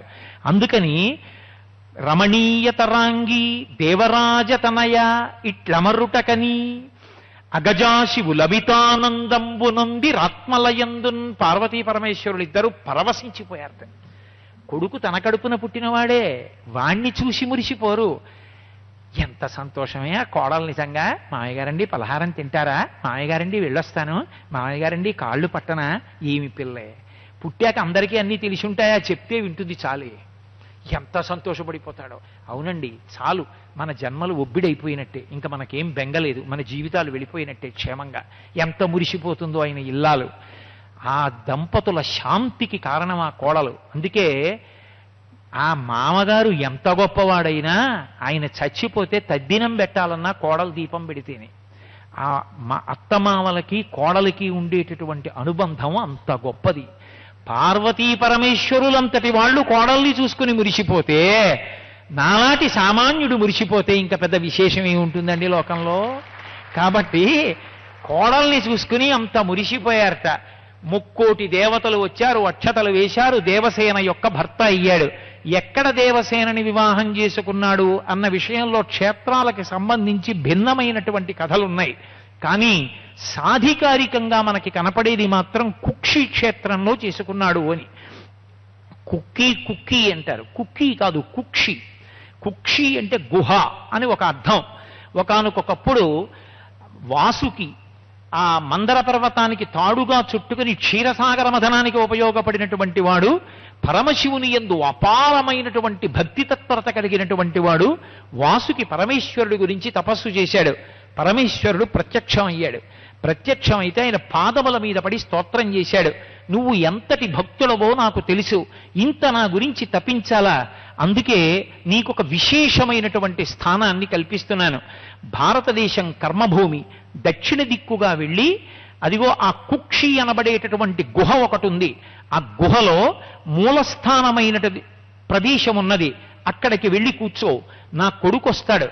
నా కొడుకు వచ్చాడు అని గుర్తు ఏమిటంటే దేవసేనని వివాహం చేసుకుంటాడు. అక్కడ చేసుకున్నప్పుడు తన యొక్క శూలాన్ని శూరపద్మాసర సంహారం చేసి ఆ శూలాన్ని కడుక్కోవడం కోసమని ఒక ధార సృష్టిస్తాడు. ఆయన ఖడ్గ ప్రహారానికి పుడుతుంది ఒక ధార, దాన్ని కుమారధార అంటారు. కుమారధార పుట్టినప్పుడు నువ్వు గుహలోంచి బయటికి రా, నా కొడుకు కోడలు కూడా అక్కడే ఉంటారు. ఆ పైన శివలింగ స్వరూపంతో నేనుంటాను, అక్కడే నువ్వుంటావు. ఎక్కడా లేని విధంగా నా కుటుంబంలో సభ్యత్వం ఇచ్చి నిన్ను నేను ఆ గుహలో నా పక్కనే ఉంచుకుంటాను. నా కొడుకుని ఒక పక్క, నిన్నొక పక్క ఉంచుకుంటానని శివుడు అనుగ్రహించాడు. అందుకే ఆది సుబ్రహ్మణ్యం, మూల సుబ్రహ్మణ్యం అంటారు కుక్షి క్షేత్రంలో. కొంచెం దూరంగా వెడితే అక్కడ వేరే గుహ ఉంటుంది. ఆ గుహలో ఒక సర్పస్వరూపం ఉంటుంది. మొదట వాసుకి అక్కడికి వెళ్ళాడు. తర్వాత సుబ్రహ్మణ్యుడు శూరపద్మాసుర సంహారం చేసిన తర్వాత ఆ శూలానికి అంటుకున్నటువంటి నెత్తుట్ని, మాంసాన్ని కడగడానికి ఒక తీర్థాన్ని సృష్టించాడు. పట్టిసం అని చెప్పి తూర్పుగోదావరి జిల్లాలో ఒక క్షేత్రం.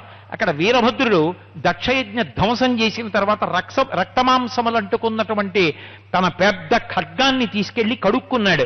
ఆయన చేతిలో ఉన్నటువంటి ఆయుధాన్ని అక్కడ కడిగాడు కాబట్టి దానికి పట్టిసం అని పేరు వచ్చింది. అలాగే సుబ్రహ్మణ్యుడు కూడా కుమారధార సృష్టించాడు. సుబ్రహ్మణ్యుడి విషయంలో ఒక ప్రత్యేకత ఉంది. ఆయన భవరోగానికి, శారీరక రోగాలకి కూడా గొప్ప విరుగుడు. అందుకు కదా శంకరాచార్యుల వారు తిరుచెందూరులో పత్ర విభూతి గురించి ఆ మాట మాట్లాడారు. అపస్మార కుష్ట క్షయార్ష ప్రమేహ జ్వరోన్మాది గుల్మాది రోగాన్మహంత. అంతటి భయంకరమైన రోగాలు కూడా ఆయన యొక్క విభూతికి భక్తులైన వారికి క్షయమైపోతాయి అని. కాబట్టి అందుకే నిత్యాన్నదాన నిరతాఖిల రోగహారీన్ తస్మాత్ ప్రదాన పరిపూరిత భక్త కామ శృత్యాగమ ప్రణవవచ్చ నిజస్వరూప వల్లీశనాథ మమ దేహి కరావలంబం అని పేరు. మహానుభావుడు ఆ కుమారధారని సృష్టించాడు. నేను కుక్షి క్షేత్రంలో దర్శనానికి వెళ్ళినప్పుడు యథాలాపంగా 4 గంటలకి సాయంకాలం వెళ్ళి నించున్నాను. నా ముందు కొంతమంది ఉన్నారు, నా వెనక కొంతమంది ఉన్నారు. కాసేపు ఆగి ఏదో మా వాళ్ళతో మాట్లాడుతూ అక్కడి నుంచి కాసేపు ఆగి నా వెనక ఉన్న ఆయన వంక చూశాను. నేను ఎందుకు సభాముఖంగా చెప్పాలి, భయంకరమైనటువంటి చర్మవ్యాధి. ఆ వెనక ఆయన్ని చూశాను, ఆయనకి చర్మవ్యాధి. ఆ వెనక ఆయన్ని చూశాను, ఆయనకి చర్మవ్యాధి. ముందు వాళ్ళని చూశాను, వాళ్ళకి చర్మవ్యాధి. ఏమిటి ఇంతమంది వచ్చారు ఇక్కడికి, ఇంతమంది చర్మవ్యాధితో ఇంత భయంకరంగా ఉన్నారనుకున్నాను. అక్కడ విచిత్రం ఏమిటంటే ఒక సేవ ఉంటుంది కుక్షి తీర్థంలో. కుక్షి తీర్థంలో అర్చకులు అక్షయ పాత్రలో పెట్టి అన్నాన్ని తీసుకొచ్చి నైవేద్యం చేస్తారు. అది దర్పణ తీర్థము అని దేవాలయానికి పక్కనే వెడుతుంటుంది, చల్లటి నీరు ప్రవహిస్తూ ఉంటుంది. ఆ దర్పణ తీర్థంలో సుబ్రహ్మణ్యుని యొక్క క్షేత్రంలో అర్చకులకి కలలోకి వచ్చి చెప్పాడు స్వామి, నా పూజలో వాడవలసినటువంటి రాజోపచారాల్లో ఉపయోగించే అద్దం, నాకు నైవేద్యం పెట్టడానికి అక్షయ పాత్ర కొట్టుకొచ్చి గుడి ముందు నించున్నాయి, వెళ్ళి తీసుకోండి అని చెప్పాడు. రాత్రి నిద్దట్లో అర్చకులు లేచి స్నానం చేసి వచ్చి చూస్తే మహాప్రవాహంగా వెళ్ళిపోతున్నటువంటి తీర్థంలో ఆ 2 అక్కడ నిలబడి ఉన్నాయి గుడి పక్కన. వాటిని తీసుకున్నారు. ఇప్పటికీ అక్షయ పాత్రలోనే అన్నం తీసుకొచ్చి నివేదన చేస్తారు. చేసి లోపల పూజలు చేసేటటువంటి బ్రాహ్మణులకు అన్నం పెడతారు. ఆ అన్నం పెట్టినటువంటి విస్తళ్ళని ప్రత్యేకంగా సేవా టికెట్గా తీసుకుంటారు. తీసుకుని చర్మ వ్యాధులు ఉన్నవాళ్ళు ఆ విస్తళ్ళ మీద దుల్లుతుండగా నేను చూశాను. ఆ కుమారధార యందు స్నానం కోసం, దర్పణ తీర్థంలో స్నానం కోసం వస్తారు ప్రత్యేకంగా. వాసుకి ఆ లోపల ఉంటాడు. వాసుకి యొక్క ఊపిరిలోంచి విషపు జ్వాలలు వస్తుంటాయి. మనం తట్టుకోలేమని, అనారోగ్యం వస్తుందని లోపల గుహలో వాసుకి ఉంటాడు. అందుకే ఎక్కడండి ఎక్కడండి అని అంత జాగ్రత్తగా చూస్తుంటారు. దీపాల కాంతిలో చూడాలి. శివలింగం, వాసుకి, సుబ్రహ్మణ్యుడు ముగ్గురు ఉంటారు. వాసుకి విషజ్వాలలు వస్తుంటాయి. మనకి ఆ జ్వాల తగిలితే మృత్యుకారకం అవుతుందని గరుడ స్తంభం వేసి ఉంటుంది మధ్యలో. ఆ గరుడ స్తంభం విషాన్ని విరగ్గొడుతుంది. గరుడ స్తంభానికి యువతల నుంచి మనం లోపలికి దర్శనం చేస్తాం. అంత గొప్ప కుక్షి తీర్థంలో దేవసేనతో సుబ్రహ్మణ్యుడికి వివాహం జరిగింది అన్నది ఎక్కువ మంది పెద్దలు నిర్ధారించినటువంటి ఐతిహ్యం. కాబట్టి ఆయనకి అక్కడ జరిగింది. ఆ ఒక్క చోటే కాదు, ఎన్నో చోట్ల సుబ్రహ్మణ్యుడు విశేషమైనటువంటి రీతిలో ఆరాధన అందుకుంటున్నాడు. చిత్రం ఏమిటంటే, నేల మీద ఉన్న గుడి కన్నా కూడా సుబ్రహ్మణ్యుడికి కొండ మీద ఉన్నటువంటి గుడి చాలా తేజోవంతమై ఉంటుంది.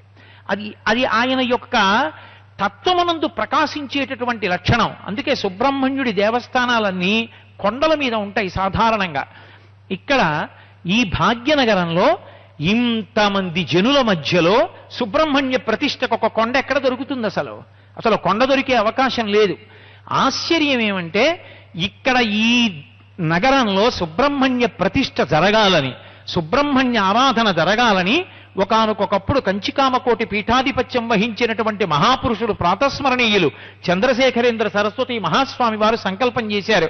చేస్తే ఇవాళ సభలో ఉన్నారో లేదో నాకు తెలియదు, కానీ ఇప్పుడు ఆ స్కందగిరి క్షేత్రానికి ఆధ్యక్షం వహిస్తున్నటువంటి కృష్ణన్ అనబడేటటువంటి మహాభక్తులైనటువంటి వ్యక్తి, వారి తండ్రి గారు ఆ విగ్రహాన్ని తీసుకెళ్లి వాళ్ళ ఇంట్లో ఉంచుకుని 12 సంవత్సరములు సేవించారు, రోజు పూజ చేస్తూ. ఈ మూర్తి ప్రతిష్ఠ కావాలి అని కోరుకుని ఈయన దేవాలయంలో ప్రతిష్ఠ అయ్యే వరకు ఉప్పుతో కూడిన అన్నము నేను తినను అని చప్పిడి అన్నం తింటూ 12 ఏళ్లు పూజ చేశారు ఆయన. 12 ఏళ్లు పూజ చేసిన తరువాత ఒకప్పుడు మహాస్వామి ఇక్కడికి చాతుర్మాస్యానికి వస్తే ఆ చిన్న కొండ ఒకటి లభించింది. ఆ కొండ మీద ఉన్నటువంటి ప్రదేశాన్ని ఇచ్చారు ఆ యజమానులు. అప్పుడు ఆ క్షేత్రంలో అక్కడ దేవాలయం కట్టి స్కందగిరిలో సుబ్రహ్మణ్య ప్రతిష్ఠ చేశారు. సుందర గణపతి అని ఆ గణపతిని ప్రతిష్ఠ చేశారు. ఇప్పటికీ అంత చేసినటువంటి ఆ మహానుభావుని యొక్క కొడుకు కృష్ణన్ అని పేరు కలిగిన ఆయన కళ్ళనీళ్ల పర్యంతమైపోతూ ఆనంద భాష్పాలు కారుస్తూ ఉన్న ఉద్యోగం కూడా వదిలేసుకుని, నాకు చాలండి సుబ్రహ్మణ్య సేవ, నేను ఇలా సేవించి తరించిపోతే చాలు అని స్కందగిరి దేవాలయాన్ని అంత అద్భుతంగా నిర్వహణ చేస్తున్నారు. అందుకే భాగ్యనగరంలో స్కందగిరిలో ఉన్నటువంటి సుబ్రహ్మణ్య క్షేత్రం అంతటి దేదీప్యమానమై ప్రకాశిస్తోంది. అంత వైదికంగా అక్కడి కార్యక్రమాలన్నీ జరుగుతాయి. అన్ని దేవాలయాల్లోనూ ఈశ్వరుడికి జరిగేటటువంటి ఆరాధనలు ఒకెత్తైతే, సుబ్రహ్మణ్యుడికి జరిగేటటువంటి ఆరాధన యందు కావడి సేవ విశేషం. కావడి సేవ చాలా విశేషంగా చేస్తారు సుబ్రహ్మణ్యుడికి. అలా కావడి సేవ చెయ్యడానికి కూడా ఒక విశేషాన్ని చెప్తారు పెద్దలు. ఒకప్పుడు అగస్త్య మహర్షి దక్షిణ దేశానికి వచ్చారు. వింధ్యపర్వతం గర్వంతో పెరిగిపోతే, సూర్యుని యొక్క కాంతి భూమి మీద పడకుండా అడ్డగిస్తే, వింధ్యుని యొక్క గర్వమడిచి వింధ్యపర్వతాన్ని వంచడం కోసమని అగస్త్యుడు బయలుదేరి వస్తుంటే అంతటి వింధ్యపర్వతము వంగి నమస్కారం చేసింది. పెద్దవాణ్ణి అయిపోయాను, మళ్ళీ అస్తమానం నువ్వు పైకి లేచిపోతూ ఉండడం, నేను వస్తూ ఉండడం, నువ్వు వంగుతూ ఉండడం ఎందుకు? నేను దక్షిణ దేశానికి ఎడుతున్నాను, మళ్ళీ దాటి ఉత్తర దేశం వచ్చే వరకు ఇలా ఉండన్నాడు ఆయన. అది అలాగే వంగి ఉండిపోయింది. అగస్త్యుడు రాడు, వింధ్యపర్వతం లేవదు. ఆయన దక్షిణ దిక్కుగా వచ్చి చిట్ట చివర ఆ కేరళ రాష్ట్రంలోకి, కర్ణాటక రాష్ట్రంలోకి ప్రవేశించినటువంటి సమయంలో ఆయన యుడుంబన్ అనబడేటటువంటి ఒక శిష్యుణ్ణి కూడా తన వెంట తీసుకెళ్లారు. విచిత్రం ఏమిటంటే, ఆయన ఒక రాక్షసుడు. ఆ రాక్షసుడు అగస్త్య మహర్షికి వశవర్తి అయ్యాడు. ఆంజనేయ స్వామికి లంక వశవర్తి అయినట్టు. లంకిణి అంటారు. లంకిణిని చంపడం కుదరదు, వశవర్తిని చేసుకుంటారు. అలా రాక్షసుడు వశవర్తి అయ్యాడు అగస్త్య మహర్షికి. ఆయన శివగిరి, సత్యగిరి అని 2 కొండలను చూశాడు. చూసి ఆయనకి ఏ ఆలోచన వచ్చిందో, ఈ 2 కొండల్ని బ్రహ్మలోకానికి తీసుకెళ్ళాలి. ఒరే కావడి పట్టుకొచ్చి 2 వైపులా ఉన్న తట్టల్లో 2 కొండలు పట్టుకుని నాతో రా అన్నాడు. ఆ రాక్షసుడు 2 కొండలు కలిపి 2 తట్టల్లోనూ పెట్టుకుని అగస్త్య మహర్షి వెనకాతల కావడి పట్టుకుని బయలుదేరాడు. తిన్నగా వాళ్ళు పళని క్షేత్రం దగ్గరికి వచ్చారు. తీరా పళని క్షేత్రం దగ్గరికి వచ్చేటప్పటికీ ఆ 2 కొండల్ని అక్కడ దింపాడు. దింపి కాస్త బడలికగా ఉందని పడుకున్నాడు అగస్త్య మహర్షి. ముందుకు నడుస్తున్నాడు. ఆయన లావుగా పొట్టిగా ఉంటారంటారు, అందుకని నడుస్తున్నారు. కుంభ సంభవ, అమ్మవారి పొట్టి చూపుతో పోలుస్తారు మూకశంకరులు అగస్త్య మహర్షిని. అది ఎంత శక్తివంతమో అగస్త్యుడు అంత శక్తివంతుడు. ఆయన నడిచి ముందు వెళ్ళిపోతున్నారు. ఈ ఇడుంబన్ కాసేపు చెట్టు కింద పడుకుని లేచాడు. ఈలోగా బాలసుబ్రహ్మణ్యం పరమ వైరాగ్యమూర్తి అయి దండాయుధపాణి అయి ఇంద్రియములను శిక్షించి శాంతి పొందినటువంటి స్వామి ఓ కొండ మీద ఎక్కి కూర్చున్నాడు. ఈయన లేచి ఒక కొండ తట్టలో పెట్టుకుని 2వ కొండ పెట్టుకుందామంటే కదలటం లేదు. ఎందుకు కదలటం లేదని కొండ మీదకి చూశాడు. ఈ చిన్న పిల్లాడు కూర్చున్నాడు. ఒరే, నువ్వు కూర్చుంటే కొండ కదలటం లేదు, దిగ ఉతలకి పో అన్నాడు. ఆయనకి కోపం వచ్చింది. నువ్వెవడు రా పమ్మండానికి అన్నారు. ఇద్దరికి మాట పెరిగింది. సత్తా చూసుకుందాం రమ్మన్నారు. ఇద్దరూ కలియబడ్డారు. సుబ్రహ్మణ్యుడి చేతిలో ఇడుంబన్ మరణించడం ఏమంత పెద్ద విశేషం. ఇడుంబన్ మరణించాడు. అగస్త్య మహర్షి వెనక్కొచ్చి చూశారు. అయ్యయ్యో, వాడు నా శిష్యుడయ్యా, నేనే తెమ్మన్నాను కొండలు తట్టలో పెట్టి, నువ్వు సంహారం చేసేశావే అన్నారు. నీ అంతటి వాడు అడిగాడు కాబట్టి ఇడుంబన్ని బతికిస్తానని బ్రతికించారు. అగస్త్య మహర్షి సుబ్రహ్మణ్యుడు కలిసి ఒక నిర్ణయం చేశారు. ఈ పళని క్షేత్రానికి ఎవరైనా దర్శనానికి వస్తే ముందు ఇదిగో ఇక్కడ ఇడుంబన్ దేవాలయం ఉంటుంది, ఈయన్ని దర్శనం చేసిన తరువాత పళని సుబ్రహ్మణ్య దర్శనానికి వెళ్ళాలి. పళని సుబ్రహ్మణ్యుడిది ఒక విశేషం. అలాంటి మూర్తిని నిర్మాణం చేసి ప్రతిష్ఠ చెయ్యాలి అని కొడైకెనాల్లో కొండకి చివర ఒక సుబ్రహ్మణ్య దేవాలయం కట్టారు. అక్కడ కూడా పళని దేవాలయం ఎలా ఉంటుందో అలాగే కట్టారు. కానీ పళని దేవాలయంలో ఉండేటటువంటి సుబ్రహ్మణ్య స్వరూపం ఒక విశేషం ఉంది. భోగరుడు అనబడేటటువంటి ఒక ఋషి నవపాషాణంతో నిర్మాణం చేశాడు. ఆ నవపాషాణ మూర్తి బహుశः నాకు తెలిసి ఇక భారతదేశంలో ఎక్కడా లేదు, ఒక్క పళనిలోనే ఉంది. ఆ కారణం చేతనే పళనిలో ఉండేటటువంటి నవపాషాణమూర్తికి అభిషేకం చేసిన తీర్థం కోసం అర్రులు చేస్తారు. ఆ అభిషేక తీర్థాన్ని పుచ్చుకుంటే చాలు వ్యక్తులకు ప్రధానంగా దేహారోగ్యము సిద్ధిస్తుంది అని పెద్దల యందు చాలా బలమైన విశ్వాసం. అందుకే అటువంటి నవపాషాణమూర్తిగా వెలిసి ఉంటాడు అక్కడ సుబ్రహ్మణ్యుడు. ఆయన్ని దర్శనం చెయ్యాలి అంటే ముందు ఇడుంబన్ దర్శనం చెయ్యాలి.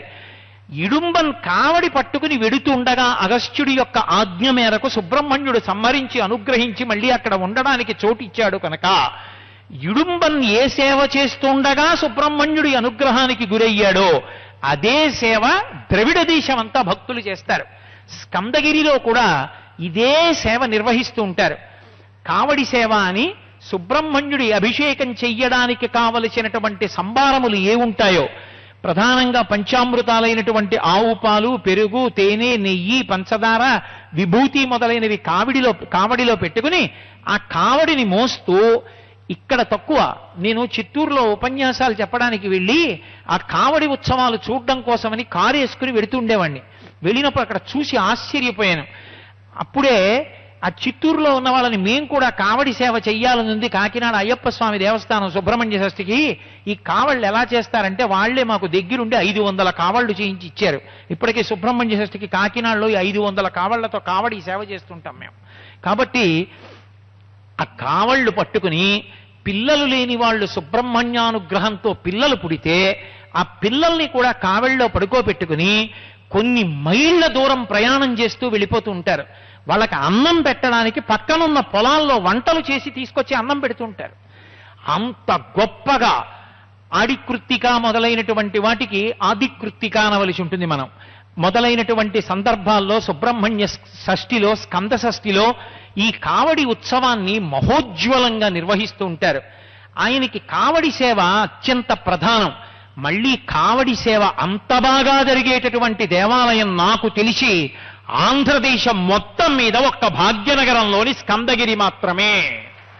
ఒక్క స్కందగిరిలోనే అంత అద్భుతంగా జరుగుతుంది ఆ కావడి సేవ. సుబ్రహ్మణ్యుడి యొక్క అనుగ్రహం, ఆయన యొక్క క్షేత్రాలు ఎంత ప్రకాశవంతములో. మోపిదేవి అని విజయవాడ పక్కనే కృష్ణా జిల్లాలో క్షేత్రం. ఎదురుగుండా కూర్చున్న సుబ్రహ్మణ్యం గారే నన్ను ఆ క్షేత్ర దర్శనానికి తీసుకెళ్లారు. ఎంత విశేషం అంటే దాని గురించి నేను చదివి తెల్లబోయాను. ఒకానొకప్పుడు బ్రహ్మగారిని నిగ్రహించినటువంటి కారణానికి ప్రాయశ్చిత్తం చేసుకోవడం కోసం సర్పరూపాన్ని ధరించి చుట్టలు చుట్టుకుని తల ఒక్కటి పైకెత్తి తల మీద నెమలి నుంచుకుని సుబ్రహ్మణ్యుడు తపస్సు చేశాడు. పుట్టలలో తాను ఒక్కడే ఉంటే ఇక్కడ పాము ఉందని అపకారం చేస్తారేమోనని, తపస్సుకి విఘ్నం కల్పిస్తారేమోనని కొన్ని వేల పాముల్ని పుట్టలతో సృష్టి చేసి తన చుట్టూ పెట్టుకున్నాడు. తన యొక్క గణములవన్నీ సుబ్రహ్మణ్య గణాలు పుట్టలతో నిండిపోయి ఉండేది మోపిదేవి క్షేత్రం అంతాను. అలా ఉన్న రోజు అసలు ఆ క్షేత్రానికి పేరు మోహినీదేవి. మోహినీదేవి ఎందుకంటే అంతటి అందగాడు విలిచినటువంటి క్షేత్రం కాబట్టి మోహినీదేవి. తరువాతి కాలంలో అది రూపాంతరం చెంది దక్షారామ, దాక్షారామ, హేలాపురి ఏలూరు, పీఠికాపురం పిఠాపురం, కోకనదము కాకినాడ, భాగ్యనగరము హైదరాబాదు ఇలా అయిపోయినట్టే చిట్ట చివరికి మోపిదేవి అయి కూర్చుంది. అది అక్కడ ఆయన ఉండగా అగస్త్య మహర్షి అటుగా వెళ్ళిపోతున్నారు. ఇక్కడే ఎక్కడో సుబ్రహ్మణ్యుడు ఉన్నాడు అని తన తపశ్శక్తి చేత గుర్తించి ఆయన పుట్ట దగ్గరికి వెళ్ళి సుబ్రహ్మణ్యుణ్ణి ఆరాధించారు.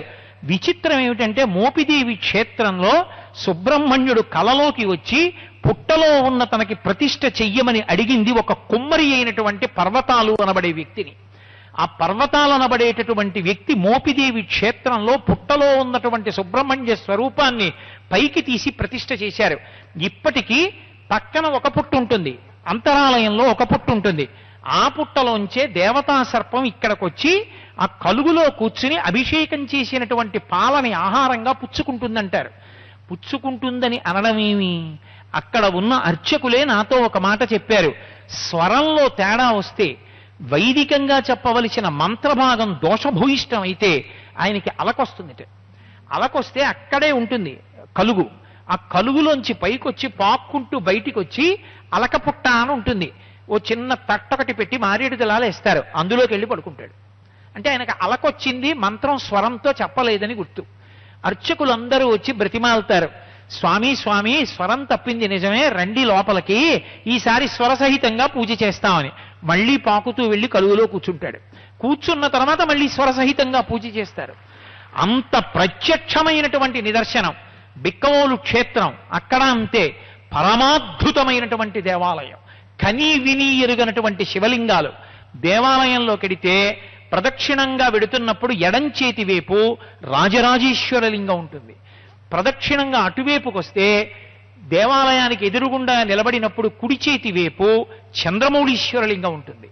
పెద్ద పెద్ద శివలింగాలు. దేవాలయం లోపలికి వెడితే గోముఖీశ్వర లింగం ఉంటుంది, పెద్ద శివలింగం. ఎడంచేతి వైపు విఘ్నేశ్వరుడు, వీరభద్రుడు ఉంటారు. ఆ పక్కనే పార్వతీదేవి, సుబ్రహ్మణ్యుడు ఉంటారు. ఆయన కొరకని ఆవు పాలు పాత్రలో పోసి పెట్టించుతారు. ఇప్పటికీ మనం వెడితే చూడొచ్చు. ఒక్కొక్క రోజు ఆయనకి ప్రీతి కలిగితే ఎంతమంది భక్తులున్నా అంతమంది మధ్యలోంచి వచ్చి ఆ పాలు తాగి వెడుతూ ఉంటాడు. చిన్న చిన్న పావుల రూపంలో దర్శనమిస్తూ ఉంటాడు ప్రదక్షిణం చేస్తున్న వారికి. నాగుల అంచుల చీరలు కట్టుకుని మంగళవారం షష్ఠి అక్కడికొచ్చి ఎంతమంది పూజలు చేస్తారో నాకు తెలిసి బిక్కవోలు క్షేత్రంలో సుబ్రహ్మణ్య షష్ఠి చేసినట్టు బహుశः ఆంధ్రదేశం మొత్తం మీద ఎక్కడా చేయరు. బిక్కవోలు క్షేత్రానిదే ఆ ఘనత. కొన్ని లక్షల రూపాయల బాణసంచా కాలుస్తారు. బిక్కవోలులో కాల్చే బాణసంచా చూడ్డానికి ఎడతారు. అంత గొప్పగా కాలుస్తారు. అంత గొప్ప క్షేత్రం. అలాగే తూర్పుగోదావరి జిల్లాలో చేబ్రోలు పక్కన మల్లవరం బ్రహ్మాండమైనటువంటి దేవతా సర్పం ఒకటి ఒక గోతిలో ఉంచినటువంటి మారేడు దళాలలో ఉండేది.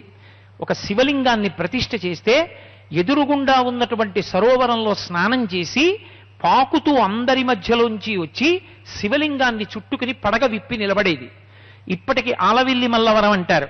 ఎందరో వేద విద్వాంసులు అరుగుల మీద కూర్చుని వేదమంత్రాల్ని ఆమ్నాయించేసినటువంటి ప్రదేశం అగ్రహారం. అక్కడ తవ్వితే శిలాఫలకాలవి దొరికేవి కూడా. వేదనాదం అంటే సుబ్రహ్మణ్యుడికి అంత ప్రీతి. అసుస్వరమైన వేదనాదము వెలిసినటువంటి ప్రదేశం కనుక అక్కడ ప్రత్యక్షం అయ్యాడు. ప్రత్యక్షంగా కోనేటిలో స్నానం చేసి వచ్చి శివలింగాన్ని చుట్టుకునేవాడు. ఎవరైనా వెళ్ళి అక్కడ భగవత్ సంబంధమైన ఉపన్యాసం చెప్తే ఆయనకి సంతోషం కలిగితే శివలింగాన్ని విడిచిపెట్టి వచ్చి ఒంటి మించి పాకుతూ పైకెక్కి మెళ్ళో పుష్పహారంగా పడేవాడు. ఆయనకి మొక్కుకుంటే సంతానం కలిగితే పసిపిల్లల్ని తీసుకెడితే చాటలో పెట్టి తీసుకొచ్చేవారు. చాటలో పెద్ద చుట్ట చుట్టుకుని ఇంత లావునుంటుంది. పాము యొక్క ఆ శరీరం లావు ఇంత ఉంటుంది, ఇంత పడగ. ఆ పడగ విప్పి ఉంచితే పసిపిల్లల్ని తీసుకెళ్లి ఆ పడగ కింద ఉంచి తీసేవారు, అనుగ్రహించేవాడు. ఆంధ్రప్రదేశ్ ముఖ్యమంత్రి చేసినటువంటి మర్రి చెన్నారెడ్డి గారు కూడా ఆ గ్రామాన్ని ప్రత్యక్షంగా సుబ్రహ్మణ్య దర్శనాన్ని చేసి పరవశించి ప్రత్యేకంగా ఆ గ్రామానికి రహదారి వేయించారు. ఎంతమంది సంగీత విద్వాంసులు అక్కడికి వెళ్ళి కచేరీ చేస్తుంటే శివలింగాన్ని విప్పుకుని వచ్చి ఆయన మెడలో దండగా పడుతూ ఉండేవాడు. ఒకానొక సందర్భంలో సభాముఖంగా చెప్పకూడనటువంటి ఒక చిన్న పొరపాటు జరిగిన కారణం చేత అక్కడే శరీరాన్ని విడిచిపెట్టేశాడు. శివలింగం దగ్గర విడిచిపెట్టిన కారణం చేత అక్కడ ఆ పాము చుట్టుకున్నటువంటి రూపం పూర్వం ఎలా ఉండేదో అలాగే ప్రతిష్ఠ చేశారు. ఆశ్చర్యం ఏమిటంటే అక్కడ నెమలిని ప్రతిష్ఠ చెయ్యడానికి ఆయన అంగీకరించలేదు. శివలింగ ప్రతిష్ఠ జరిగి పాము చుట్టుకున్నట్టే ప్రతిష్ఠ చేశారు. అద్భుతమైన లోహగంట. ఇలా కొడితే ఎంతసేపు ప్రణవనాదం వస్తుందో ఆ గంటలోంచి. అటువంటి క్షేత్రం. ఎందరో స్వామిని సేవించి ఆయన అనుగ్రహం పొందిన వాళ్ళు ఎందరో నాకు తెలుసు. ఆయన అనుగ్రహాన్ని పొందిన వాళ్లతో నాకు వ్యక్తిగతమైన బంధుత్వం, పరిచయాలు కూడా ఉన్నాయి. అంతటి మహానుభావుడు. ఆంధ్రదేశంలో ఎన్నో చోట్ల సుబ్రహ్మణ్యుడు వెలిసి పూజలు అందుకుని అనుగ్రహించినటువంటి క్షేత్రములు కోకొల్లలు. అటువంటి మహానుభావుడు సోమాస్కంద రూపంతో ఉన్నాడు, సుబ్రహ్మణ్య స్వరూపంతో ఉన్నాడు. అలాగే విజయవాడలో ఉన్నటువంటి కనకదుర్గమ్మ తల్లి యొక్క దేవస్థానానికి వెనక ఉన్నటువంటి సుబ్రహ్మణ్యుడి యొక్క క్షేత్రం. ఆ సుబ్రహ్మణ్య దేవాలయంలో ఒకప్పుడు దేవీ నవరాత్రులు జరుగుతుండగా ఎందరో భక్తులు అక్కడ నిలబడి ఉండగా కొండ మించి కిందకొచ్చాడు. పైనుంచి ఠప్ అన్న శబ్దంతో కిందకొచ్చాడు. ఇంతలో పాము. పడగ విప్పి చూశాడు, ఎవరినీ ఏమీ అనలేదు. చక్కగా మళ్ళీ జర పాకుతూ కొండ మీదకి వెళ్ళిపోయాడు. ఛాయాచిత్రాలతో కూడా ఆ రోజుల్లో వార్తాపత్రికల్లో ప్రచురించారు. విజయవాడ వాసి సుబ్రహ్మణ్యం గారికి ఆ విషయాలు తెలిసే ఉంటాయి. కాబట్టి మహానుభావుడు ఎన్నో క్షేత్రాల్లో సర్పరూపి అయి అనుగ్రహించాడు. ప్రత్యేకించి తిరుపతి క్షేత్రంలో కొండ కింద ఉన్నటువంటి కపిల తీర్థంలో జంట నాగులతో కూడుకున్నటువంటి నాగుల పట్టీగా ఉంటాడు. దానికి ప్రదక్షిణం చేసి అనుగ్రహం పొందినటువంటి వారు ఎందరో కర్ణ సంబంధము, నేత్ర సంబంధమైనటువంటి రుగ్మతలను రూపుమాపుకోవడానికి సుబ్రహ్మణ్యుని యొక్క ఆరాధన విశేషంగా చేస్తుంటారు. అంతటి మహానుభావుడు, జ్ఞానప్రదాత. ఆయన అనుగ్రహంతో ఈ దేశంలో ఎందరో విద్వాంసులు జన్మించారు. ఎందరో మహానుభావులు సరస్వతీ కటాక్షాన్ని పొందారు, దీర్ఘాయుష్మంతులయ్యారు, ఎనలేని పేరు ప్రఖ్యాతులను తీసుకొచ్చారు. ప్రత్యేకించి సుబ్రహ్మణ్యుడికి విశేషంగా ఇష్టం ఏది అంటే వేదం అంటే అంత ఇష్టం. వేదమన్నా, వేదాన్ని అంత బాగా చదువుకున్నటువంటి విద్వాంసులన్నా సుబ్రహ్మణ్యుడికి విశేషమైనటువంటి ప్రీతి. వేద విద్వాంసుల్ని సత్కరించిన, వేద విద్వాంసుల్ని గౌరవించిన సుబ్రహ్మణ్యుడు ఎనలేని సంతోషాన్ని పొందుతాడు. అంతటి తేజోరూపం. అందుకే నాదాన్ని వింటే అపరిమితమైనటువంటి ఆనందాన్ని పొందుతూ ఉంటాడు. అందుకే నేను కొన్ని వ్యక్తిగతమైనటువంటి అనుభవాల్ని వేదికల మీద ఎలా పంచుకోవాలో అర్థం కాక తడబడిపోతూ ఉంటాను. నిజంగా ఆయనకి ఆ వేద నాదం అన్నా, ఆ వేద మంత్రాన్ని సుస్వరంతో పలకడం అన్నా ఎంత ప్రీతిపాత్రమో. ఆయనకొక్కడికే నామావళిలో ఒక పేరుంది, వంశవృద్ధికారకాయ నమః అని. వంశం వృద్ధిలోకి రావాలి అంటే కొడుకు పుట్టాలి, కొడుకు పుట్టడానికి కారణమయ్యుంటాడు అని. నేను ఆ వంశవృద్ధికారకాయ నమః అన్న నామం చదివి సుబ్రహ్మణ్యారాధనకి వంశవృద్ధికి సంబంధం ఏమిటి అని అనుమానం వచ్చి ఒకప్పుడు ఒక వైద్యుణ్ణి అడిగాను. అడిగితే నాకు ఆయన ఒక మాట చెప్పారు. అయ్యా, ఒక కొడుకు పుట్టాలి అంటే పురుషుడి యొక్క వీర్యంలో ఉండవలసినటువంటి కణములు ఏవి ఉంటాయో ఆ కణములు సర్పరూపంలోనే తిరుగుతూ ఉంటాయి. పావులు ఏ నీళ్లలోనో పాకుతుంటే ఎలా ఉంటుందో పురుషుని యొక్క వీర్యములో ఉండేటటువంటి కణములు సర్పరూపంలోనే తిరుగుతాయండి. సూక్ష్మదర్శినిలో మేము చూసినప్పుడు మాకు అలాగే కనపడతాయని నాతో ఒక వైద్యుడు చెప్పారు. ఆయనకు అబద్ధం చెప్పవలసిన అవసరం లేదుగా. ఈ సభలో వైద్యులు ఎవరైనా ఉండుంటే బహుశా వారికి కూడా విషయం తెలుస్తుంది. కాబట్టి ఆయనకి వంశవృద్ధికారకాయ నమః అని ఒక పేరు. ఆయనని ఆరాధన చేస్తే ఆయన అనుగ్రహాన్ని పొందితే వంశం నిలబడుతుంది. నిలబడి తన తర్వాత ఆ తర్వాత కూడా సింహాసనానికి అర్చన చేసేవాడు లేక, గోత్రనామాలు చెప్పేవాడు లేక, సింహాసనాన్ని తీసుకెళ్లి ఎక్కడో విడిచిపెట్టి వేయవలసినటువంటి అవసరం రాకుండా గోత్రం అలాగే వినపడుతూ ఎప్పటికీ ఆచంద్రతారార్కం ఆత్రేయస గోత్రం వినబడుతూ ఆ సింహాసనానికి నా కొడుకు, నా మనవలు, నా మునిమనవలు, ఇనుమనవలు, అలా వంశం నా సింహాసనాన్ని సేవిస్తూనే ఉండాలి అంటే అది సుబ్రహ్మణ్యుని యొక్క అనుగ్రహంగా వంశం నిలబడుతుంది అని పెద్దలు చెప్తారు. అటువంటి మహానుభావుడు. అందుకే వంశవృద్ధికారకాయ నమః అని ఒక పేరు. శంకర భగవత్పాదులు ఒక విషయాన్ని నిర్ధారించారు. దేవతా సర్పములు కొన్ని ఉంటాయి, వాసుకి మొదలైనటువంటి సర్పములు. ఆ సర్పముల రూపంలో సుబ్రహ్మణ్యుడే ఉంటాడు అని శంకర భగవత్పాదులు నిర్ధారణ చేశారు. అంతటి మహితాత్ముడు. ఒక్క సుబ్రహ్మణ్యుణ్ణి ఆరాధన చేస్తే పార్వతీ పరమేశ్వరుడు, వినాయకుడు కూడా ఎనలేని ప్రీతి పొందుతారట. ఎందుకంటే వాళ్ళిద్దరి యొక్క అపారమైన మక్కువ, పరమశివుడి యొక్క కోరికని తీర్చినటువంటి వాడు సుబ్రహ్మణ్యుడే. ఎందుకంటే ఆయనని మించిన విద్వాంసుడు లోకంలో ఇంకొకడు లేడు. నటరాజస్వామిగా ఆయన సమస్త విద్యలకు ఆలవాలము. చేతిలో ఢమరుకం పట్టుకుంటాడు. అందులోంచి వచ్చినటువంటి మహేశ్వర సూత్రములలోంచే వ్యాకరణము, శబ్దరాశి వచ్చాయి. సమస్త విద్యలు పరమశివుని యొక్క అధీనమై ఉంటాయి. అటువంటి పరమశివుడికి ఒక కోరికట, నాకొక అపురూపమైన సత్కారం జరగాలి. ఏమిటా సత్కారం? పుత్రాదిచ్చేత్ పరాజయం. ఒక మహావిద్వాంసుడైనటువంటి తండ్రికి జరగవలసినటువంటి అద్భుత సత్కారం ఏమిటంటే తన కొడుకు చేతిలో ఓడిపోవడం. ఇతరుల చేతిలో ఓడిపోవడం కాదు, తన కన్న కొడుకు చేతిలో తాను ఓడిపోతే అబ్బా ఇదిరా సత్కారం అని పరవశించిపోతాట. తండ్రి గారి కన్నా అధికుడైన వాడు పుడితే ఆయన చేతిలో మరణిస్తానన్నాడు శూరపద్మావతుడు. అందుకే ప్రణవానికి రహస్యం, ప్రణవం యొక్క విశేషం చెప్పవలసి వస్తే స్వామినాథుడుగా వెలిసినటువంటి క్షేత్రంలో తండ్రి అయినటువంటి పరమశివుణ్ణి పిలిపించి, నాన్నగారు చెప్పవలసిన వాడు పైన ఉండాలి, వినవలసిన వాడు కింద ఉండాలని తండ్రిని కింద కూర్చోపెట్టి ప్రణవ రహస్యాన్ని చెప్పాడు. చెప్తే అబ్బా నేను చెప్పిన కన్నా గొప్పగా చెప్పాడు రా, ఇవాళ నా కొడుకు పొందినటువంటి జ్ఞానానికి, నాకన్నా బాగా చెప్పిన తీరుకి, ఈ పరాజయానికి నేను మురిసిపోతున్నానన్నాడు పరమశివుడు. కాబట్టి పరమశివుణ్ణే సంతోషపెట్టినటువంటి మూర్తి సుబ్రహ్మణ్యుడు. ఇక ఆయన శక్తి అంతా అమ్మవారే, ఆయన రూపమంతా అమ్మవారే, ఆయన యొక్క మంత్రము 6 అక్షరములతో అమ్మవారే. ఆయన పుట్టింది అమ్మవారి యొక్క శరీర రూపమైన శరవణ తటాకంలోంచే. ఇన్ని అమ్మవారి యొక్క ఆ పోలికలు కలిసి ఉన్న కారణం చేత పార్వతీదేవికి ఎనలేని ప్రీతిపాత్రుడు.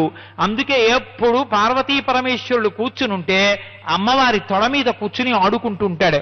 అటువంటి సుబ్రహ్మణ్యుడికి నమస్కరించిన, అటువంటి సుబ్రహ్మణ్యుడికి 2 పువ్వులు వేసిన, కైమోక్షి చేతులెత్తి నమస్కరించిన, సుబ్రహ్మణ్య నామము చెప్పిన, దేవాలయానికి వెళ్ళిన, ప్రదక్షిణం చేసిన ఆయన విశేషమైనటువంటి అనుగ్రహాన్ని వర్షిస్తాడు. అంతటి గొప్ప స్వరూపం. అటువంటి సుబ్రహ్మణ్య స్వరూపం గురించి కొన్ని నెలల పాటు చెప్పినా కాలము సరిపోయేది కాదు.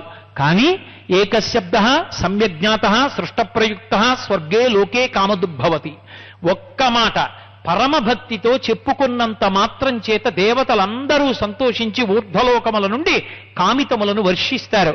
అలా నాకు ఏమీ చేత కాకపోయినా నేను సుబ్రహ్మణ్యుడి గురించి చెప్పడానికి సాహసించి కూర్చుంటే ఎన్నో విషయాలు తెలుసున్నటువంటి మీ అందరూ అయ్యో పాపం వాడేదో తాపత్రయపడి చెప్తున్నాడు మనం విందామని నా యందు అపారమైన ప్రేమతో, ఇంత ప్రేమతో కూర్చుని 4 రోజుల పాటు నేను చెప్పినటువంటి విషయాలన్నీ విన్నందుకు మీ అందరికీ నా హృదయపూర్వకమైనటువంటి కృతజ్ఞతాభివందనములను ఆవిష్కరిస్తూ రేపు శ్రీరామ నవమి నైమిత్తిక తిథి సాయంకాలం ప్రదోష వేళలో అత్యద్భుతమైనటువంటి రీతిలో తేనె పట్ల నుంచి సమీకరించి పుష్పములలో ఉన్నటువంటి పుప్పొడి కలిసినటువంటి తేనె తెచ్చి రేపు సుబ్రహ్మణ్యుడికి సాయంకాలం 5:15 అద్భుతమైనటువంటి అభిషేకం జరుగుతుంది. ఆ అభిషేకం అలా జరిగితే ఆ తేనె ఎంతో శక్తిని పొందుతుంది, దాన్ని ప్రసాదంగా ఇస్తారు. అలాగే ప్రత్యేకంగా తిరుత్తని క్షేత్రం నుంచి విమానంలో తెప్పించారు. చాలా తొందరగా అందాలి అని చెప్పి విభూతి రప్పించారు. శ్రీశైల దేవస్థానం నుంచి విభూతి రప్పించారు. రేపు ఈ విభూతినంతటినీ కూడా ఎంతో పవిత్రంగా తలస్నానం చేసి శౌచంతో ఆ విభూతిని సిద్ధం చేశారు. వీటన్నిటితోటి రేపు సాయంకాలం అద్భుతమైనటువంటి అభిషేకం జరుగుతుంది. అభిషేక ద్రవ్యములను ఎవ్వరూ తీసుకుని రావక్కర్లేదు, భక్తితో కూర్చుని చూస్తే చాలు. ఈ తేనెని, ఈ విభూతిని అందరికీ తీర్థంగా ఇస్తారు. సుబ్రహ్మణ్య కళ్యాణం చూడడం చాలా అపురూపం. అభిషేకం, పూజ ఇవి దొరుకుతాయి, సుబ్రహ్మణ్య కళ్యాణం దొరికేది కాదు, అది అపురూపం. అందున ముందు రోజే పెళ్లి కొడుకుని పెళ్లి కూతుళ్ళని చేసి అంత వైదికమైనటువంటి కళ్యాణాన్ని చేయడం కోసం సుబ్రహ్మణ్యానుగ్రహాన్ని పరిపూర్ణంగా పొందినటువంటి ఒక బ్రాహ్మణోత్తముడు కాకినాడ నుంచి బయలుదేరి ఈ కళ్యాణానికి బ్రహ్మస్థానంలో కూర్చోడానికి వస్తున్నారు. కాబట్టి రేపు అటువంటి దివ్యమైనటువంటి కళ్యాణం ప్రదోష వేళలో జరుగుతుంది. కాబట్టి మన కన్నులకు పండుగే పండుగ. ఇప్పుడు ఈ ఉపన్యాసం పూర్తయిన తరువాత స్వామిని పెండ్లి కుమారునిగా, అమ్మవార్లిద్దరినీ కూడా పెండ్లి కుమార్తెలుగా చేస్తారు. చక్కగా ఈ ఉత్సవాన్ని మీ అందరూ కూడా కన్నులతో జుర్రుకోండి. ఇక్కడితో నా ప్రసంగాన్ని పూర్తి చేస్తూ మీ అందరికీ నా హృదయపూర్వకమైనటువంటి శుభాభినందనలను ఆవిష్కరిస్తూ మంగళాశాసన పరై మదాచార్య పురోగమై సర్వైశ్చ పూర్వైరాచార్యై సత్కృతాయాస్తు మంగళం. మంగళం కోసలేంద్రాయ మహనీయ గుణాత్మనే చక్రవర్తి తనూజాయ సర్వభౌమాయ మంగళం. ఉమాకాంతాయ కాంతాయ కామితార్థప్రదాయినే శ్రీగిరీశాయ దేవాయ మలినాథాయ మంగళం. సర్వం శ్రీ